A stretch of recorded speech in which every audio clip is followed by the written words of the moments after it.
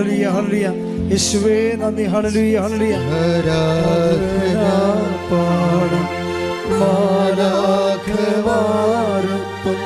ജീവന്റെ തിരുഭോജിനി ആരാധന പാടും മാലാഖമാരൊപ്പം ജീവന്റെ തിരുഭോജിനി.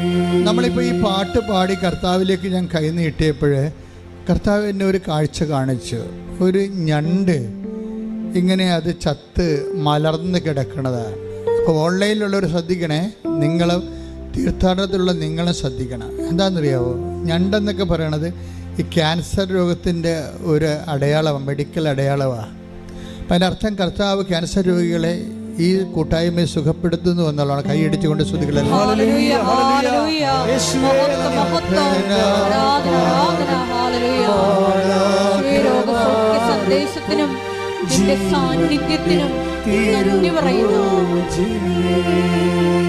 നിങ്ങൾ മനസ്സിൽ സൂക്ഷിച്ചു വെച്ചോ.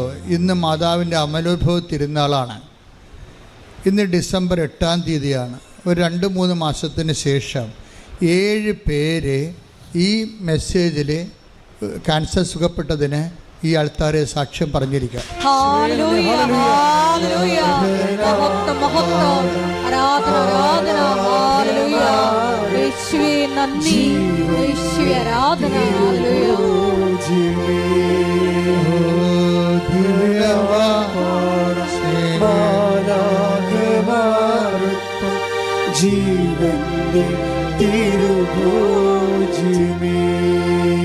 പരിശുദ്ധ പരമദിവ്യകാരുണ്യത്തിന് ആരാധനയും സ്തുതിയും പുകഴ്ചയും ഉണ്ടായിരിക്കട്ടെ. വചനം കേൾക്കാം. മത്തായി 21:31-32 തിരുവചനങ്ങൾ. ഈ 2 പേരിൽ ആരാണ് പിതാവിന്റെ ഇഷ്ടം നിറവേറ്റിയത്? അവർ പറഞ്ഞു, 2-ാമൻ. യേശു പറഞ്ഞു, സത്യമായി ഞാൻ നിങ്ങളോട് പറയുന്നു, ചുങ്കക്കാരും വേശ്യകളുമായിരിക്കും നിങ്ങൾക്ക് മുമ്പേ സ്വർഗരാജ്യത്തിൽ പ്രവേശിക്കുക. എന്തെന്നാൽ യോഹന്നാൻ നീതിയുടെ മാർഗത്തിലൂടെ നിങ്ങളെ സമീപിച്ചു, നിങ്ങൾ അവനിൽ വിശ്വസിച്ചില്ല. എന്നാൽ ചുങ്കക്കാരും വേശ്യകളും അവനിൽ വിശ്വസിച്ചു. നിങ്ങൾ അത് കണ്ടിട്ടും അവനിൽ വിശ്വസിക്കത്തക്കവിധം അനുദപിച്ചില്ല. ഇതിൻ്റെ ഈ വചനത്തിൻ്റെ ഒരു പോക്ക് കണ്ടില്ലേ? ഡിസംബർ 7-ാം തീയതി ഇന്നലെയായിരുന്നു. ഇന്നലെ വെളുപ്പിന് ഈശോ പറഞ്ഞൊരു വചനമാണിത്. എല്ലാ കാലങ്ങളിലും മാതാവിൻ്റെ 2 ദിവസങ്ങളിലാണ് വെളിപാടുണ്ടാകുന്നത്. അത് സ്വപ്നമായിട്ടുണ്ടാകും, ദർശനമായിട്ടുണ്ടാകും, അല്ലെങ്കിൽ ഒരു ഇൻസിഡൻ്റ് ഉണ്ടായിട്ട് ഇൻസിഡൻറ്റിൻ്റെ സുവിശേഷം എടുക്കുമ്പോൾ മെസ്സേജ് ഉണ്ടാകും.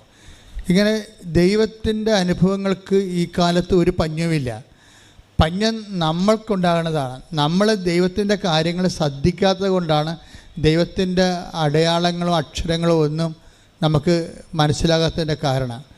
ദൈവികമായ വെളിപാടുകൾക്കൊന്നും ഒരു പഞ്ഞവുമില്ല.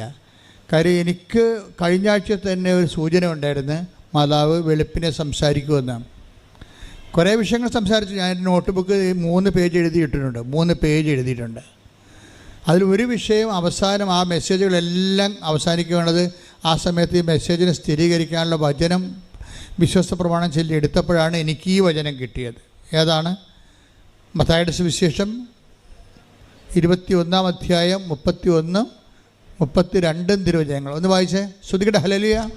സത്യമായി ഞാൻ നിങ്ങളോട് പറയുന്നു, സത്യമായി ഞാൻ നിങ്ങളോട് പറയുന്നു, ചുങ്കക്കാരും വേശ്യകളുമായിരിക്കും നിങ്ങൾക്ക് മുമ്പേ സ്വർഗരാജ്യത്തിൽ പ്രവേശിക്കുക. എന്തെന്നാൽ യോഹന്നാൻ നീതിയുടെ മാർഗത്തിലൂടെ നിങ്ങളെ സമീപിച്ചു, നിങ്ങൾ അവനിൽ വിശ്വസിച്ചില്ല. എന്നാൽ ചുങ്കക്കാരും വേശ്യകളും അവനിൽ വിശ്വസിച്ചു. നിങ്ങൾ അത് കണ്ടിട്ടും അവനിൽ വിശ്വസിക്കത്തക്ക വിധം അനുദപിച്ചില്ല. ഇത് ഉടമ്പടിയുമായിട്ട് ഒത്തിരി കണക്റ്റഡ് ആയിട്ടുള്ള വാക്കാണെന്ന് തോന്നണം. കാര്യം അല്ലെങ്കിൽ ഇങ്ങനെ ഒരു വചനം വെളിപ്പെടുത്തേണ്ട കാര്യമില്ല. യോഹന്നാൻ, ഈശോ പറഞ്ഞ യോഹന്നാൻ നീതിയുടെ മാർഗത്തിലൂടെ നിങ്ങളെ സമീപിച്ചു. സുവിശേഷത്തിന് പല മാർഗമുണ്ട്. ഭക്തിയുടെ മാർഗമുണ്ട്, അതാണ് പ്രാർത്ഥനയും കാര്യങ്ങളൊക്കെ. നീതിയുടെ മാർഗമുണ്ട്, അതാണ് ഉടമ്പടി മാർഗം. അവൻ പറയണ പോലെ ചെയ്യുന്ന, നമ്മൾ പ്രവർത്തിക്കുന്ന മാർഗം, പ്രവർത്തനത്തിൻ്റെ മാർഗമാണ്. അതിന് ബൈബിൾ വിളിക്കുന്ന പേര് നീതിയുടെ മാർഗമെന്നാണ്. എന്താ കാര്യം? പട്ടാളക്കാർ വന്ന് യോഹന്നാൻ്റെ പ്രസംഗം കേട്ടപ്പോൾ പട്ടാളക്കാർ വന്ന് ചോദിച്ച്, ഞങ്ങൾ എന്താണ് പശ്ചാത്താപിക്കുക, ഞങ്ങൾക്ക് പശ്ചാത്താപമുണ്ട്, പക്ഷേ പശ്ചാത്താപത്തിൻ്റെ ഭാഗമായിട്ട് വാട്ട് വി ഷുഡ് ഡു, ഞങ്ങൾ എന്ത് ചെയ്യണം? അപ്പോൾ എന്താ പറഞ്ഞത്? നിങ്ങൾ ശമ്പളം കൊണ്ട് തൃപ്തിപ്പെടണം. അതാണ് നീതിയുടെ മാർഗം. ആരെയും ഭീഷണിപ്പെടുത്തി കോഴ വാങ്ങിക്കരുത്. കണ്ടാ, ഇതാണ് നീതിയുടെ മാർഗം എന്നാണ്. അതാണ് ഈശോ പറയണത്. യോഹന്നാൻ്റെ പ്രഭാഷണം അതുപോലെ അക്സെപ്റ്റ് ചെയ്തിരിക്കണം കർത്താവ്. അപ്പോൾ ഓരോരുത്തരും യോഹന്നാൻ്റെ അടുത്ത് വന്നിട്ട് ആ ടേക്ക് ദ വേർഡ്, ആ ഭാഗങ്ങളൊന്നും എടുത്തേ, ശ്രദ്ധിക്കട്ടെ. ഹല്ലേലൂയ ഹല്ലേലൂയ ഹല്ലേലൂയ ഹല്ലേലൂയ. യേശുവേ നന്ദി, ആരാധന ആരാധന. യേശുവേ മഹത്വം മഹത്വം മഹത്വം മഹത്വം. ഹല്ലേലൂയ ഹല്ലേലൂയ ഹല്ലേലൂയ ഹല്ലേലൂയ. യേശുവേ മഹത്വം മഹത്വം മഹത്വം മഹത്വം. ആരാധന മാലാഖമാർക്കും ജീവന്റെ തിരുമോചിനി. ആരാധന പാടും മാലാഖമാർക്കും ജീവന്റെ തിരുമോചിനി. ആരാധന പാടാം മാലാഖമാർക്കും ജീവന്റെ തിരുമോചിനി. എന്നുമെന്നും കൂടെയിരിപ്പാൻ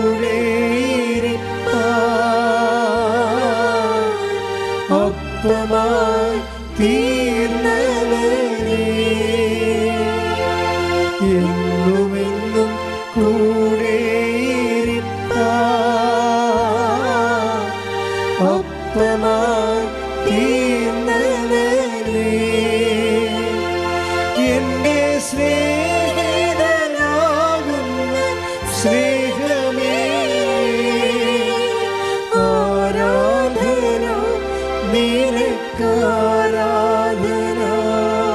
പരിശുദ്ധ പരമദിവ്യകാരുണ്യത്തിന് നേരവും ആരാധനയും സ്തുതിയും പുകഴ്ചയും ഉണ്ടായിരിക്കട്ടെ.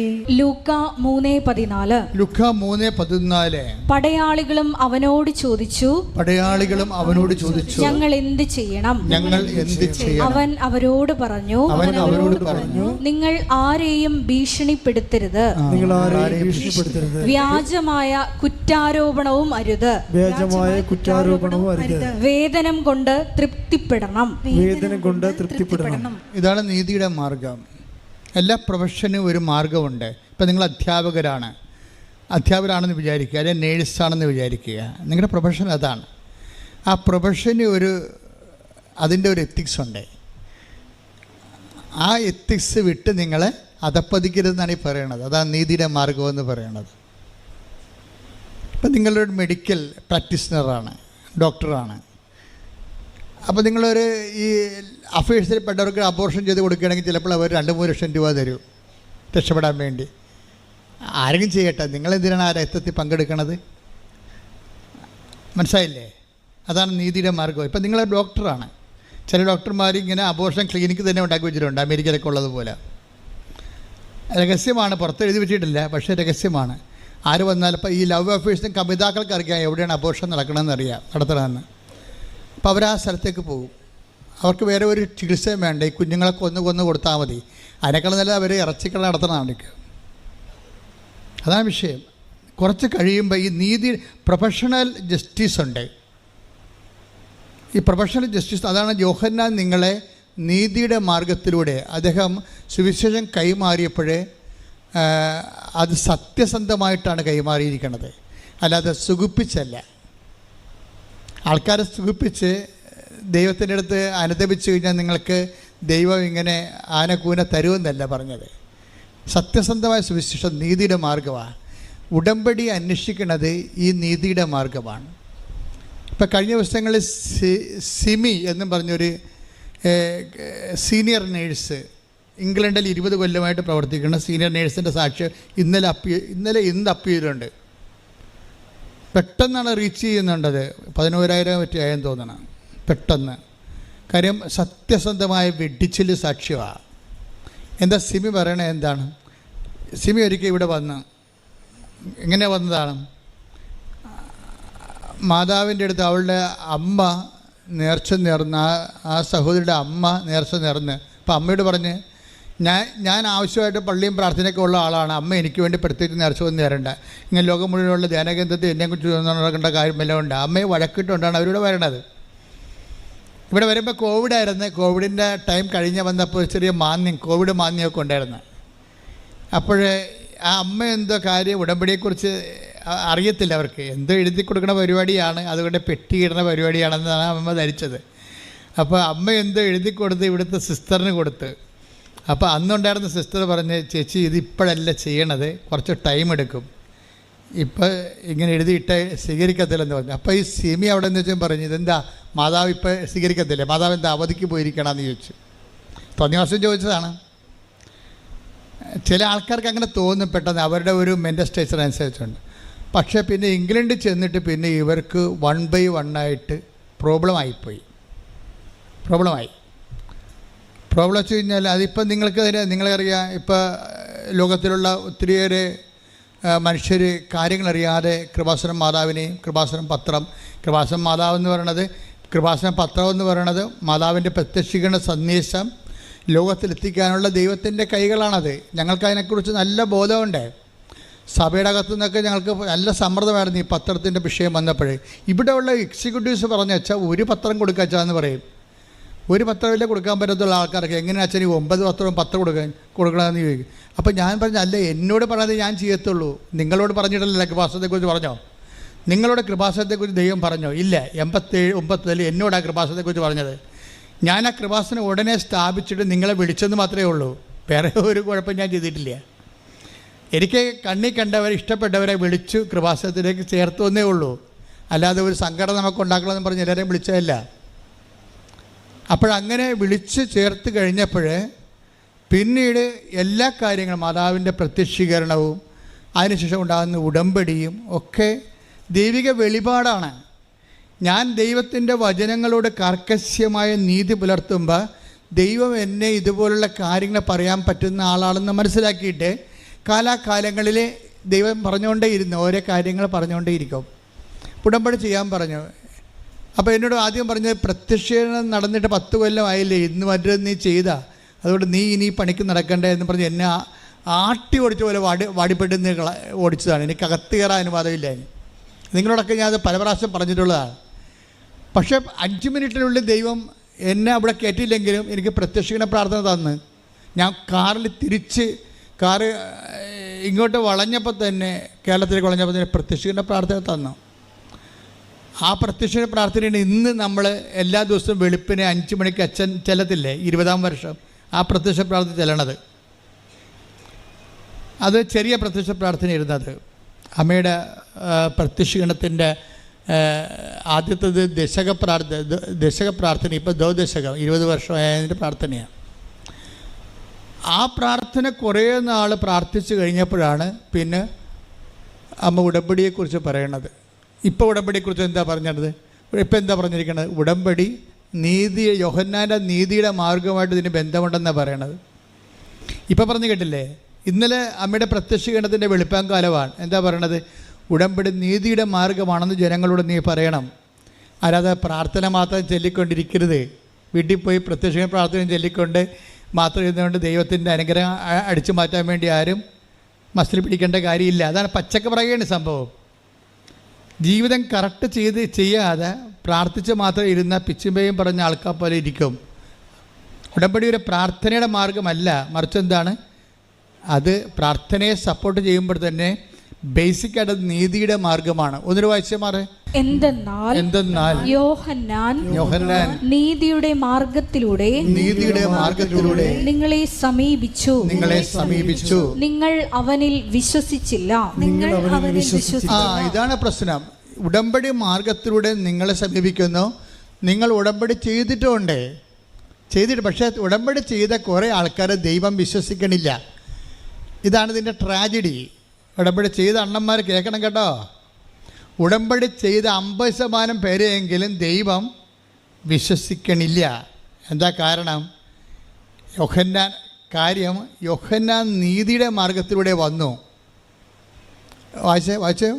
എന്തെന്നാൽ യോഹന്നാൻ നീതിയുടെ മാർഗത്തിലൂടെ നിങ്ങളെ സമീപിച്ചു നിങ്ങൾ അവനിൽ വിശ്വസിച്ചില്ല. എന്ന് വെച്ചാൽ അതിൻ്റെ അർത്ഥം എന്താണ്? പട്ടാളക്കാരും അത് ചോദിച്ചു, ഞങ്ങൾ എന്ത് ചെയ്യണം? അപ്പോൾ യോഹന്നാൻ എന്ത് പറഞ്ഞു? നിങ്ങൾ ആരെയും ഭീഷണിപ്പെടുത്തരുത്. കിമ്പളം മേടിക്കാനല്ല ഭീഷണിപ്പെടുത്തുന്നത്. എല്ലാ വീടുകളിലൊക്കെ കയറിയിട്ട് ഭീഷണിപ്പെടുത്തിയിട്ട് അപ്പം എടുത്തുകൊണ്ട് പോവുക അന്നത്തെ പട്ടാളക്കാരുടെ മെയിൻ പരിപാടിയായിരുന്നു.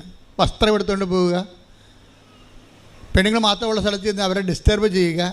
ഇതാണ് അവരുടെ അഴിമതി. അന്നത്തെ റോമാൻ പട്ടാളക്കാരല്ലേ, അവരുടെ അഴിമതി അതാണ്, നമ്മൾ കണ്ടതാണത്, ബൈബിളുണ്ടത്. അപ്പോൾ ആരെയും ഭീഷണിപ്പെടുത്തരുത്. പിന്നെ എന്താണ്? വേതനം കൊണ്ട് തൃപ്തിപ്പെടണം. അത് നിസ്സാര കാര്യമല്ല. അതാണ് അതിന് ദൈവം പറയണത്. ഇപ്പം നിങ്ങൾ ശമ്പളം വാങ്ങിക്കുന്നു എങ്കിലും നിങ്ങൾ കിമ്പളം വാങ്ങിക്കുകയും ചെയ്യുന്നുണ്ട്.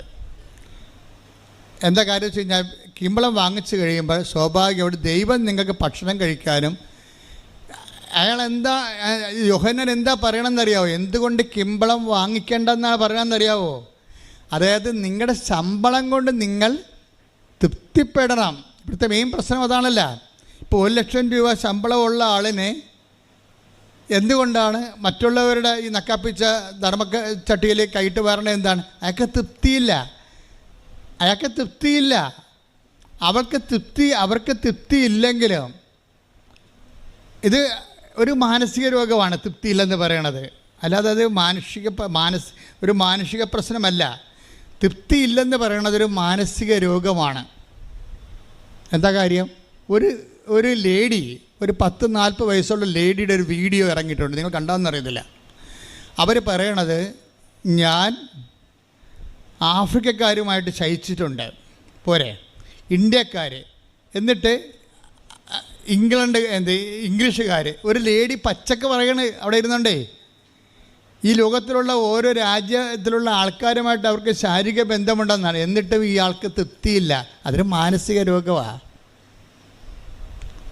സുവിശേഷത്തിൻ്റെ പ്രധാനപ്പെട്ട ഉദ്ദേശം, നിങ്ങൾ അവറേഷൻസ് കാണിക്കുമ്പോഴേ, സെക്ഷൽ അവറേഷൻ ആയാലും ശരി, നിങ്ങളുടെ ജീവിത പങ്കാളിയുമായിട്ട് നിങ്ങൾക്ക് തൃപ്തിപ്പെടാൻ പറ്റണില്ല എങ്കിൽ അതിന് നിങ്ങൾ ബാക്കി ഒരു ഔട്ട് പോസ്റ്റൊക്കെ ഉണ്ടാക്കിയെടുക്കണമെന്നുണ്ടെങ്കിൽ നിങ്ങൾക്ക് വേണ്ടത് എന്താണെന്നറിയാവോ?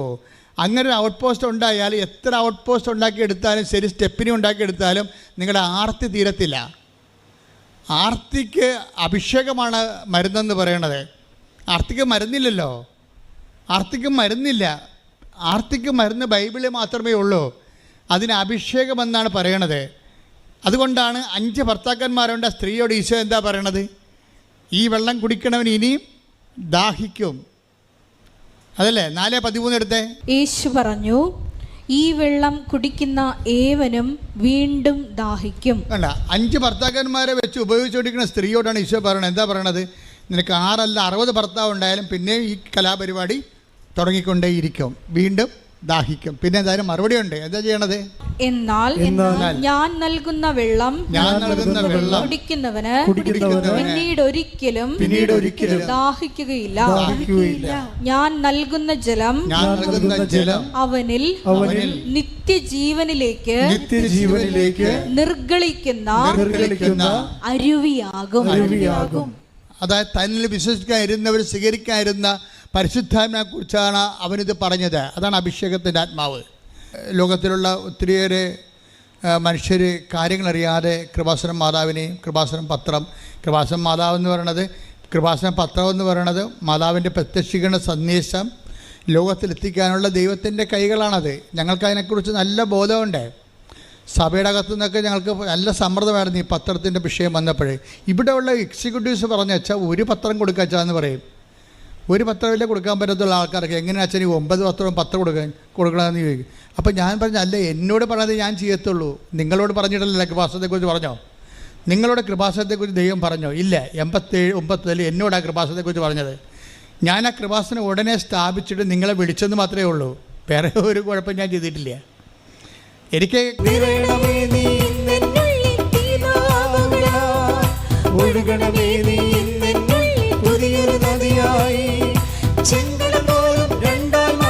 അഭിഷേകം കാറ്റേ, അസ്ഥികൾ നിറയും താഴ്വരയിൽ പുതുജീവൻ പകരണമേ. ചെങ്കടൽ പോലും രണ്ടായി മാറ്റിയൊരു അഭിഷേകക്കാറ്റേ, അസ്ഥികൾ നിറയും താഴ്വരയിൽ പുതുജീവൻ പകരണമേ.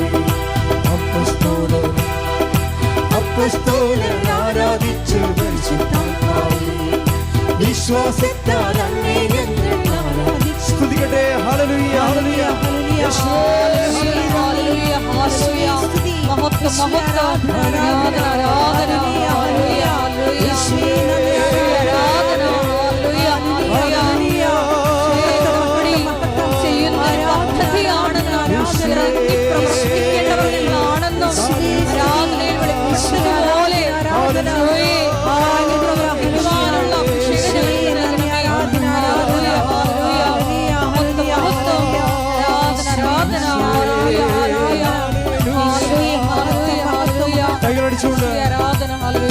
ജോർദാൻ നദിയിൽ മാടപ്രാവിൻ രൂപത്തിൽ വന്ന് യേശുവിനെ മരുഭൂമിയിൽ നയിച്ച് പരിശുദ്ധാത്മാവേ.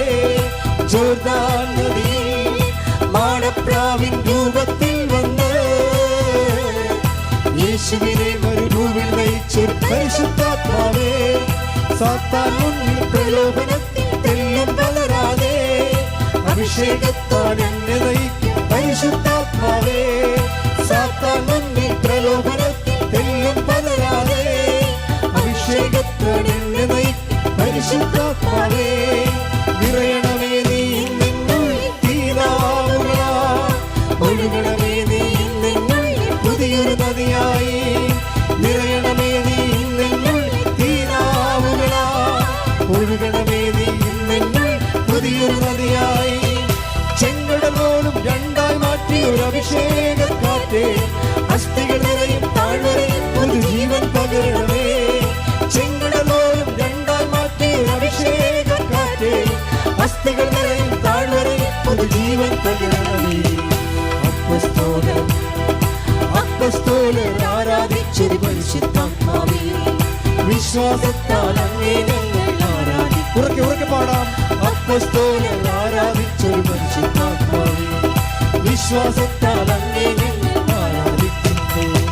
മാളിക മുകളിൽ തീയാൽ വന്നൊരു പരിശുദ്ധാത്മാവേ, ദാഹത്തോടെ അങ്ങേ ഞങ്ങൾ ആരാധിക്കുന്നു. മാളിക മുകളിൽ തീയാൽ വന്നൊരു പരിശുദ്ധാത്മാവേ, ദാഹത്തോടെ അങ്ങേ ഞങ്ങൾ ആരാധിക്കുന്നു. നിറയണമേ നീ നിന്നുള്ളിൽ തീരാവുകളാൽ, ഒഴുകണമേ നീ നിന്നുള്ളിൽ പുതിയൊരു നദിയായി. നിറയണമേ നീ നിന്നുള്ളിൽ തീരാവുകളാൽ, ഒഴുകണമേ നീ നിന്നുള്ളിൽ പുതിയൊരു നദിയായി. ചെങ്കടൽ പോലും രണ്ടായി മാറ്റി ഒരു അഭിഷേകക്കാറ്റേ, അസ്ഥികൾ നിറയും താഴ്വരയിൽ പുതുജീവൻ പകരണമേ. ചെങ്കടൽ പോലും രണ്ടായി മാറ്റി ഒരു അഭിഷേകക്കാറ്റേ, അസ്ഥികൾ നിറയും താഴ്വരയിൽ പുതുജീവൻ പകരണമേ. അപ്പോസ്തലർ ആരാധിച്ചൊരു പരിശുദ്ധാത്മാവേ, വിശ്വാസത്താൽ അങ്ങേ ഞങ്ങൾ ആരാധിക്കുന്നു. അപ്പോസ്തലർ ആരാധിച്ചൊരു പരിശുദ്ധാത്മാവേ, വിശ്വാസത്താൽ അങ്ങേ ഞങ്ങൾ ആരാധിക്കുന്നു. സ്തുതിക്കട്ടെ. ഹല്ലേലൂയ ഹല്ലേലൂയ യേശുവേ ഹല്ലേലൂയ ഹല്ലേലൂയ യേശുവേ ഹല്ലേലൂയ ഹല്ലേലൂയ ഈശോയേ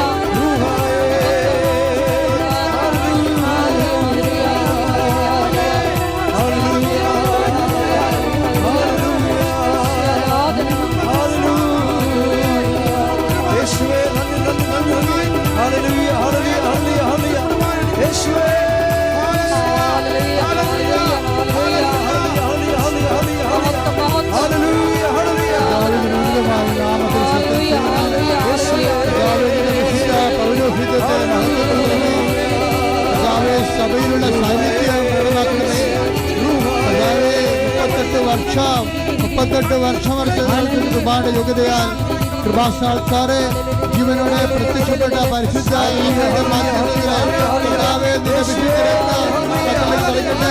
എല്ലാവരും കർത്താവിന്റെ വിശുദ്ധമായ രക്തത്താൽ ഉച്ച മുതലേ ഉള്ളംകാല് വരെ കർത്താവിന്റെ രക്തം പകരട്ടെ. വിശുദ്ധമായ രക്തത്താൽ ഉള്ളംകാല് വരെ കർത്താവിന്റെ രക്തം പകരട്ടെ. കർത്താവേ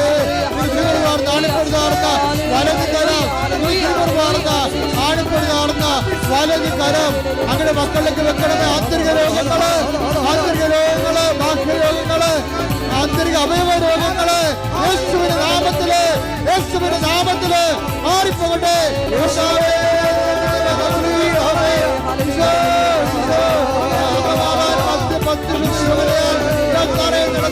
പതിനായിരക്കണക്കിന് ആരാധന ശക്തിയാൽ ദുരിതങ്ങള്, തടസ്സങ്ങള് യേശു ക്രിസ്തുവിന്റെ നാമത്തില് മാറിപ്പോകട്ടെ.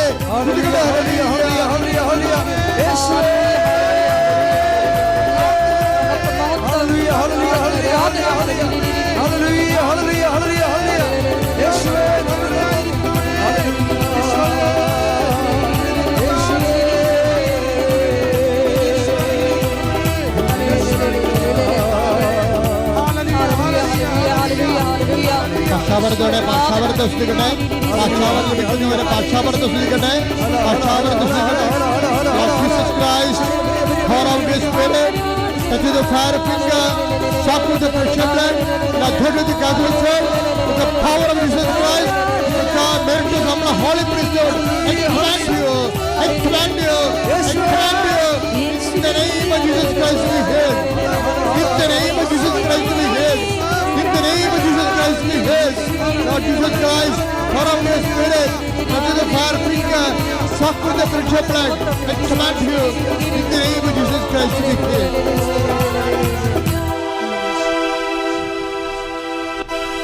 കണ്ണുകളടച്ച് കൈകൾ കൂപ്പി മൗനമായി പ്രാർത്ഥിക്കേണ്ട സമയമാണ്.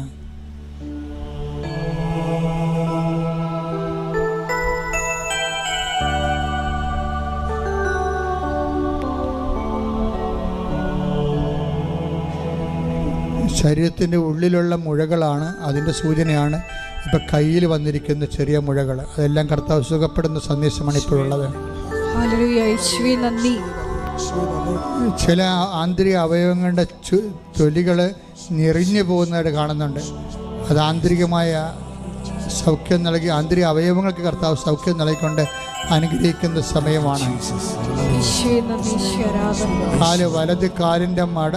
വലത് കാലിൻ്റെ വിരലിൻ്റെ കാൽ വെള്ള, അതിൻ്റെ തള്ളവിരലൊഴിച്ചുള്ള 4 വിരലുകൾ, അതിൻ്റെ ബാക്കിലുള്ള വെള്ള ഭാഗം, നമ്മുടെ നിലത്ത് ഊന്നണ ഭാഗം, അത് കടുത്ത മഞ്ഞ നിറത്തിലും കടുത്ത വേദനയിലുമുണ്ട്. അതുപോലെയുള്ള വ്യക്തികളെ കർത്താവ് സ്പർശിച്ച് സൗഖ്യത്തിലേക്ക് നയിക്കുന്നുണ്ട്. കൈവെള്ളകളെ കർത്താവ് കാണിക്കുന്നുണ്ട്. കൈവെള്ളകളിൽ താങ്ങാനാവാത്ത രോഗങ്ങളുള്ളതും വേദനയുള്ള കർത്താവ് കാണിക്കുന്നുണ്ട്. അതെല്ലാം കർത്താവ് സൗഖ്യത്തിലേക്ക് നയിച്ചുകൊണ്ടിരിക്കുന്ന സമയമാണ്.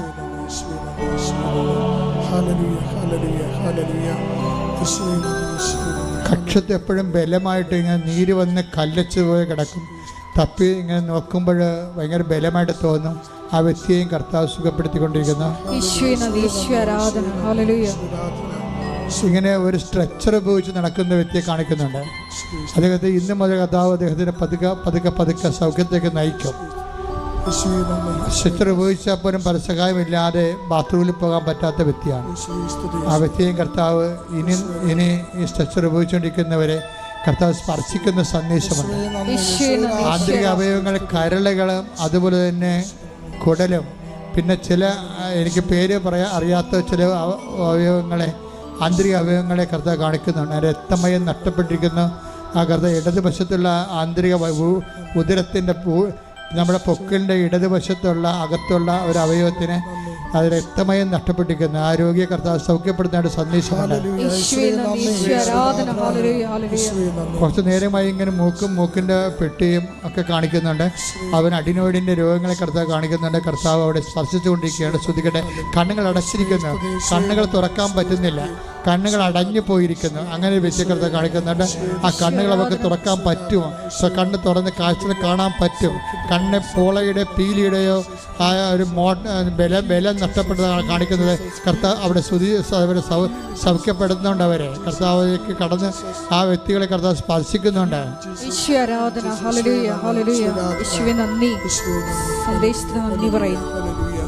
ദൂരയാത്രയ്ക്ക് ഒരുങ്ങുന്നവർ പ്രാർത്ഥിക്കേണ്ട സമയമാണിത്. ആശുപത്രി കിടപ്പ് രോഗികളായിട്ടുള്ളവരും കീമോ എടുത്തുകൊണ്ടിരിക്കുന്നവരും പ്രാർത്ഥിക്കേണ്ട സമയമാണിത്. കർത്താവെ കൃപാസനത്തിൽ വന്ന് സാക്ഷ്യം പറയാൻ, മാതാവിൻ്റെ പ്രത്യക്ഷപ്പെടുന്നത് സാക്ഷിയാക്കാൻ, എന്നെ സാക്ഷിയാക്കണമെന്നാണ് അവരിപ്പോൾ പ്രാർത്ഥിക്കേണ്ടത്. എന്തോ നഷ്ടപ്പെട്ടത്, പുതുക്കി കിട്ടാത്ത പാസ്പോർട്ട്, ഇടത് കൈ സാധാരണ പാസ്പോർട്ട് കൊണ്ട് നടക്കുന്ന ഇടത് കൈയിലാണെന്ന് തോന്നുന്നു. അങ്ങനെ ഒരു വ്യക്തി പ്രത്യേകം സൂക്ഷിക്കുക. കാര്യം സൂക്ഷിക്കുകയല്ല, അദ്ദേഹം നടന്നുകൊണ്ടിരിക്കുന്ന രേഖകളുമായിട്ട് നടന്നുകൊണ്ടിരിക്കുന്ന ആൾക്കാർ അതിൻ്റെ പെൻഡിങ് തടസ്സങ്ങളുള്ളത് കർത്താവ് നീക്കുന്ന സമയമാണ്. രേഖ സംബന്ധമായ കാര്യങ്ങൾ, വിസ, പാസ്പോർട്ട്, PR അങ്ങനെയുള്ള എന്തെങ്കിലും രേഖകൾ സംബന്ധമായ റേഷൻ കാർഡ് ഉൾപ്പെടെയുള്ള കാര്യങ്ങളിൽ തടസ്സമുള്ളവർ ഇപ്പോൾ പ്രാർത്ഥിക്കേണ്ട സമയമാണ്. അതുപോലെ തന്നെ ഇടയ്ക്ക് കയറി പറയുകയാണ്. അതുപോലെ തന്നെ വയറിൽ നിന്ന് ഒരിക്കലും വയറിന് ഭക്ഷണം കഴിക്കാൻ പറ്റുന്നില്ല, ആഹാരം കഴിക്കാൻ പറ്റുന്നില്ല, വയറിൽ നിന്ന് ഒഴിഞ്ഞു പോകുന്ന പോലെ എപ്പോഴും തോന്നും. അതുകൊണ്ട് ഭക്ഷണം കഴിക്കാൻ പേടിയാണ്, വയറ്റിൽ ആഹാരം പിടിക്കണില്ല. അങ്ങനെ വ്യക്തിയെ കർത്താവ് ഉദരത്തെ സ്പർശിച്ചുകൊണ്ട് പ്രാർത്ഥിച്ചുകൊണ്ടിരിക്കുന്ന സമയമാണ്.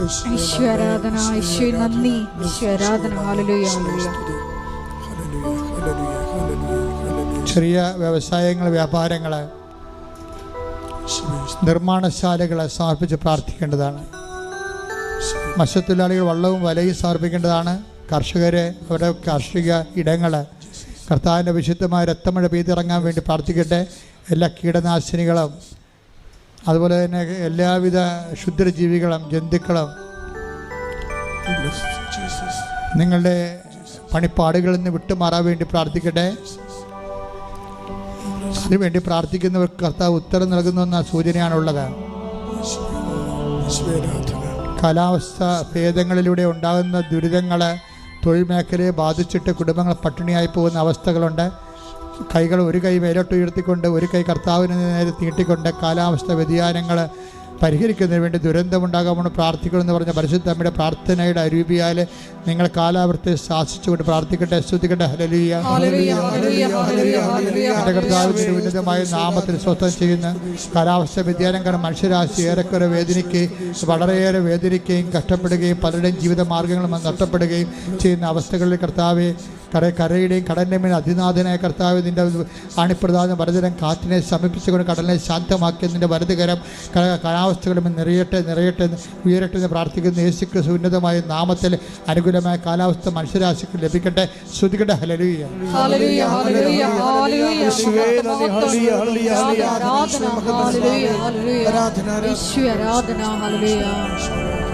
എല്ലാവരും മൗനമായി മുട്ടുനിന്ന് പ്രാർത്ഥിക്കുക. മൗനമായി പ്രാർത്ഥിക്കുക. സമാപന ആശീർവാദത്തിൻ്റെ സമയമാണ്. ഇപ്പോൾ മൗന പ്രാർത്ഥന സമയമാണ്.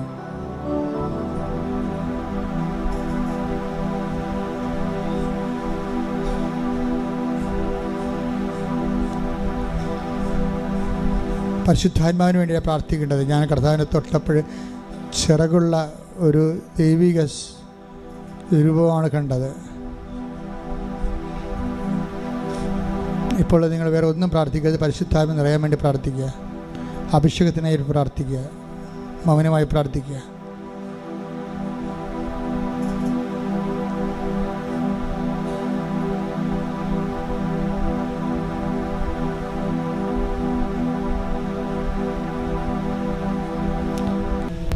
ഒരിക്കൽ കൂടി മരിയൻ ഉടമ്പടിയിൽ സമർപ്പിച്ചിരിക്കുന്ന എല്ലാ വിഷയങ്ങളും ദൈവമാതാവിൻ്റെ മധ്യസ്ഥയിൽ ദിവ്യകാരുണ്യ സന്നിധിയിൽ സമർപ്പിച്ച് ഒരു നിമിഷം നമുക്ക് മൗനമായിട്ട് പ്രാർത്ഥിക്കാം. ഈശോയെ, ഉടമ്പടി ഒരു ചെയ്യുന്ന പദ്ധതിയാണെന്ന് കണ്ട് ചൊല്ലുന്ന പ്രാർത്ഥനയേക്കാൾ അപ്പുറത്ത് ഈശോയെ ദൈവസ്നേഹത്തോടെ ഇറങ്ങി പ്രവർത്തിക്കുവാൻ ഞങ്ങളെ അഭിഷേകം ചെയ്യണമേ എന്ന് ഈ ആരാധന മധ്യേ ഞങ്ങൾ പ്രത്യേകം പ്രാർത്ഥിക്കുന്നു. വിശേഷവിധിയായി നിങ്ങൾ എന്താണ് ചെയ്യുന്നതെന്ന് ഞങ്ങളുടെ ജീവിതത്തിലൂടെ ഉത്തരം നൽകുവാൻ, നിത്യജീവനെ ലക്ഷ്യമാക്കി യാത്ര ചെയ്യുവാൻ ഞങ്ങളെ അഭിഷേകം ചെയ്യണമേ എന്ന് പ്രാർത്ഥിച്ചുകൊണ്ട് പ്രത്യക്ഷീകരണത്തിൻ്റെ മുഴുവനും കൃപകളും സ്വന്തമാക്കാൻ എളിമയോടുകൂടി ശിരസ് നമിച്ച് ദിവ്യകാരുണ്യനാഥൻ്റെ ആശീർവാദം സ്വീകരിക്കാം.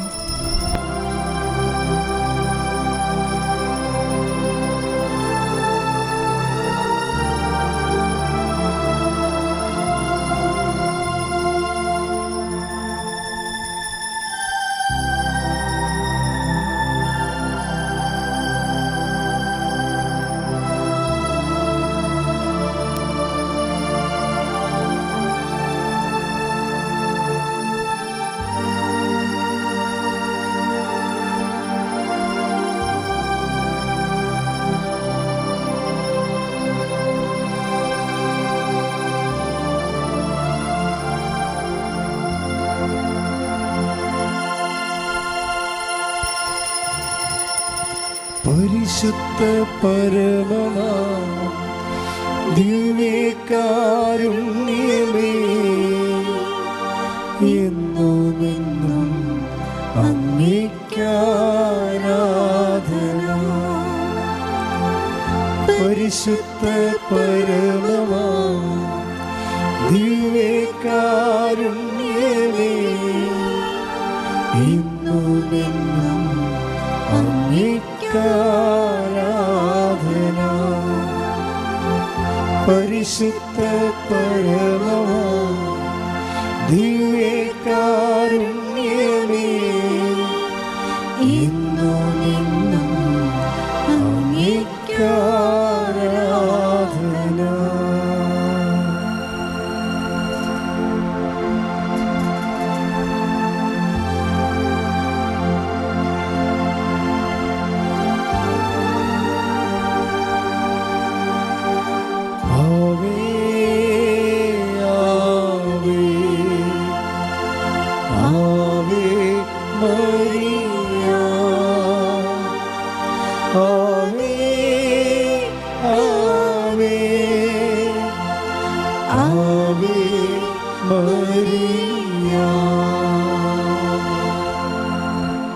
ഹാജരാക്കണം.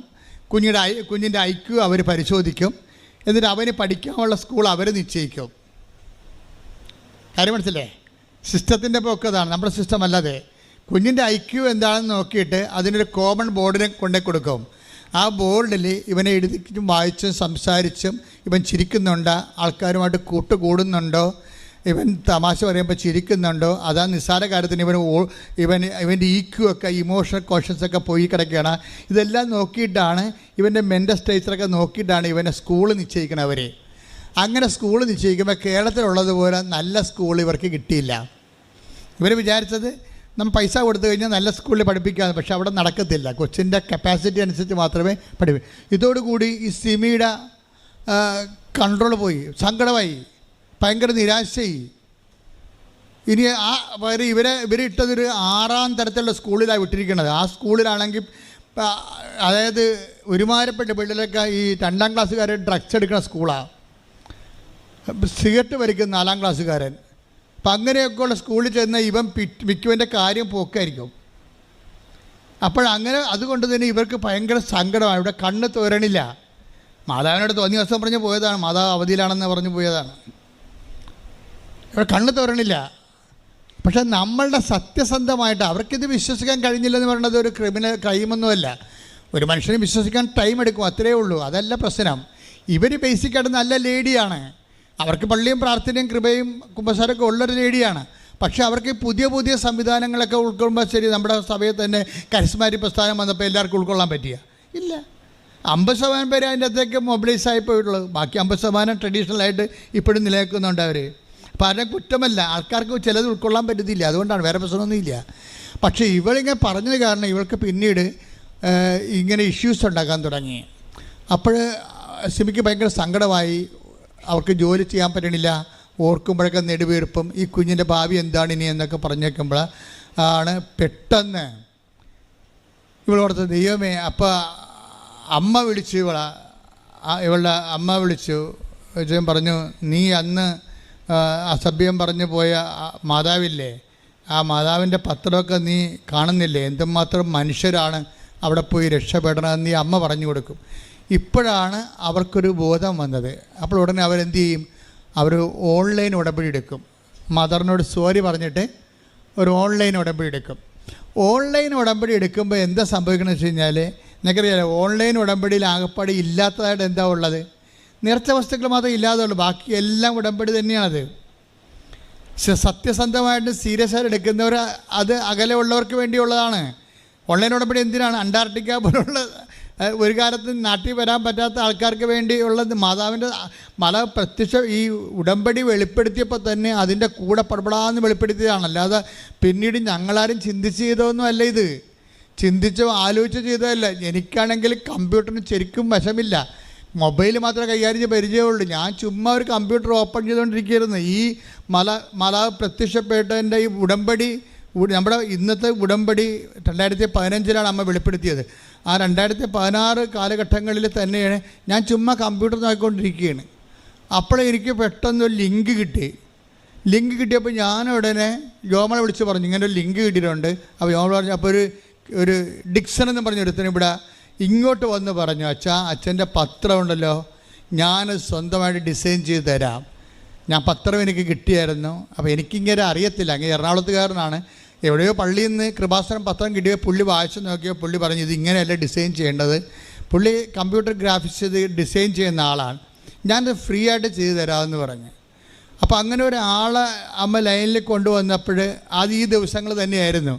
അപ്പോൾ ഉടനെ ഈ ലിങ്ക് അദ്ദേഹത്തിന് അയച്ചു കൊടുത്ത് പറഞ്ഞു, ഞങ്ങൾക്ക് വേണ്ട ഈ ലിങ്ക് നോക്കിക്കേ, ഇതനുസരിച്ച് ഞങ്ങൾക്ക് വേണ്ട ഓപ്ഷൻ എന്ന് പറയണത്, ഞങ്ങൾ ഇവിടെ ഒരു മനുഷ്യൻ ഏത് കോണ്ടിനെൻറ്റിൽ നിന്നുകൊണ്ടും ഏത് ഭൂഖണ്ഡത്തിൽ നിന്നുകൊണ്ടും അവൻ്റെ പേരും അവൻ്റെ സങ്കടവും അവൻ്റെ അറ്റകൈ സമയത്ത് ഈ ലിങ്കിലോട്ട് അടിച്ചു കയറ്റിയാൽ ഇവൻ്റെ പേരിലൊരു തിരി തെളിഞ്ഞിട്ട് അവൻ്റെ പേര് തെളിയണം മാതാവിൻ്റെ മുമ്പേ, കൃപാസനം മാതാവിനെ ഉടനെ കാണിക്കണമെന്ന് പറഞ്ഞു.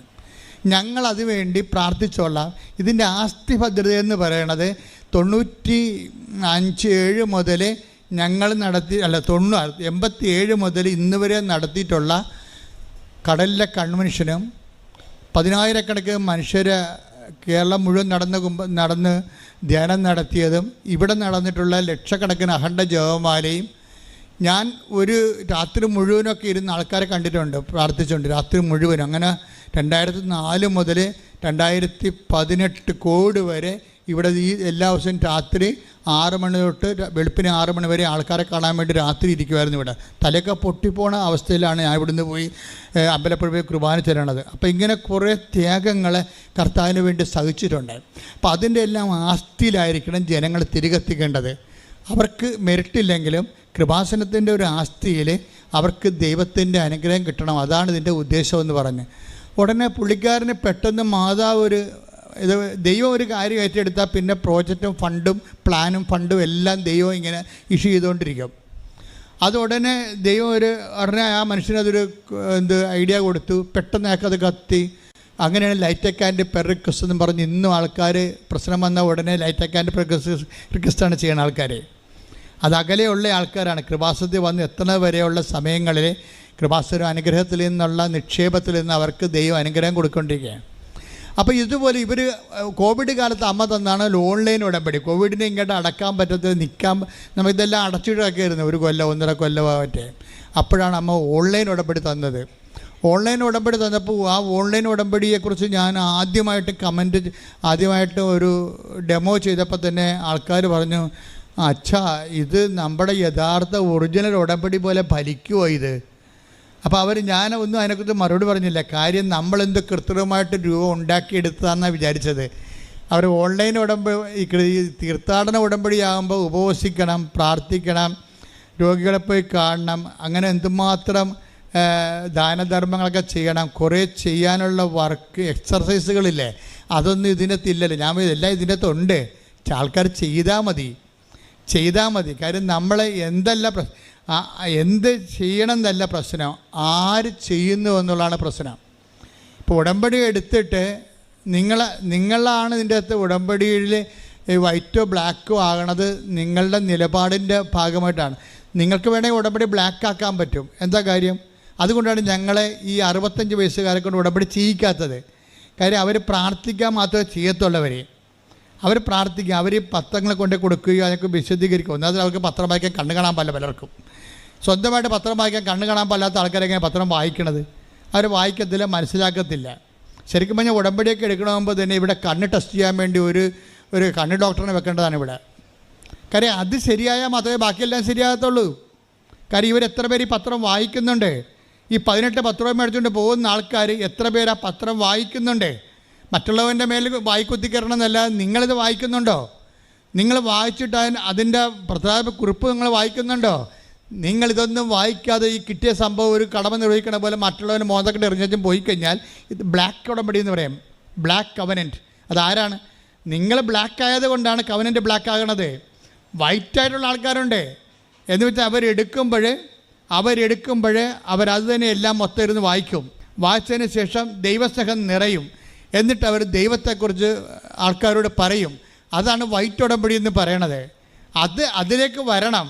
കാര്യം ജനങ്ങൾക്ക് മാനസാന്തരം ഉണ്ടാകുകയും ദൈവത്തെ അവർ അറിയുകയും നീതിയുടെ മാർഗത്തിലേക്ക് സമൂഹം പരിവർത്തനം ചെയ്യപ്പെടണം. ശ്രുതികട ഹല്ലേലൂയ.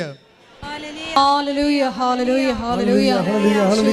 ശ്രദ്ധയോടെ പത്രപ്രേക്ഷിത പ്രവർത്തനം ചെയ്യുവാൻ ആരാധനയോടെ ഞങ്ങളെ തിരഞ്ഞെടുത്ത് അഭിഷേകം ചെയ്യണമേ. സ്നേഹരാജാവേ എന്നെന്നും എന്നുള്ളിൽ വാ സ്നേഹത്തിൻ പൂനിലാവേ എന്നുള്ളിൽ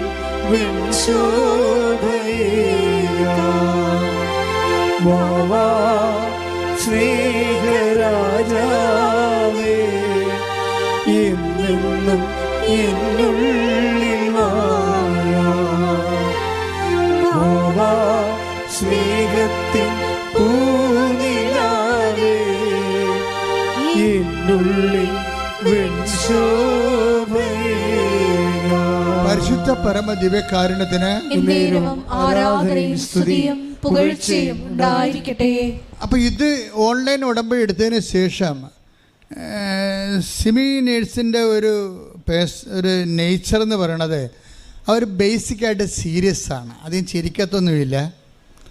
അവർ സീരിയസ് ആണ് വിഷയം. ചില ആൾക്കാരുണ്ടല്ലോ ഈ എപ്പോഴും നേച്ചർ സീരിയസ് ആയിരിക്കും. അത് ഒത്തിരി സംസാരിക്കത്തില്ല.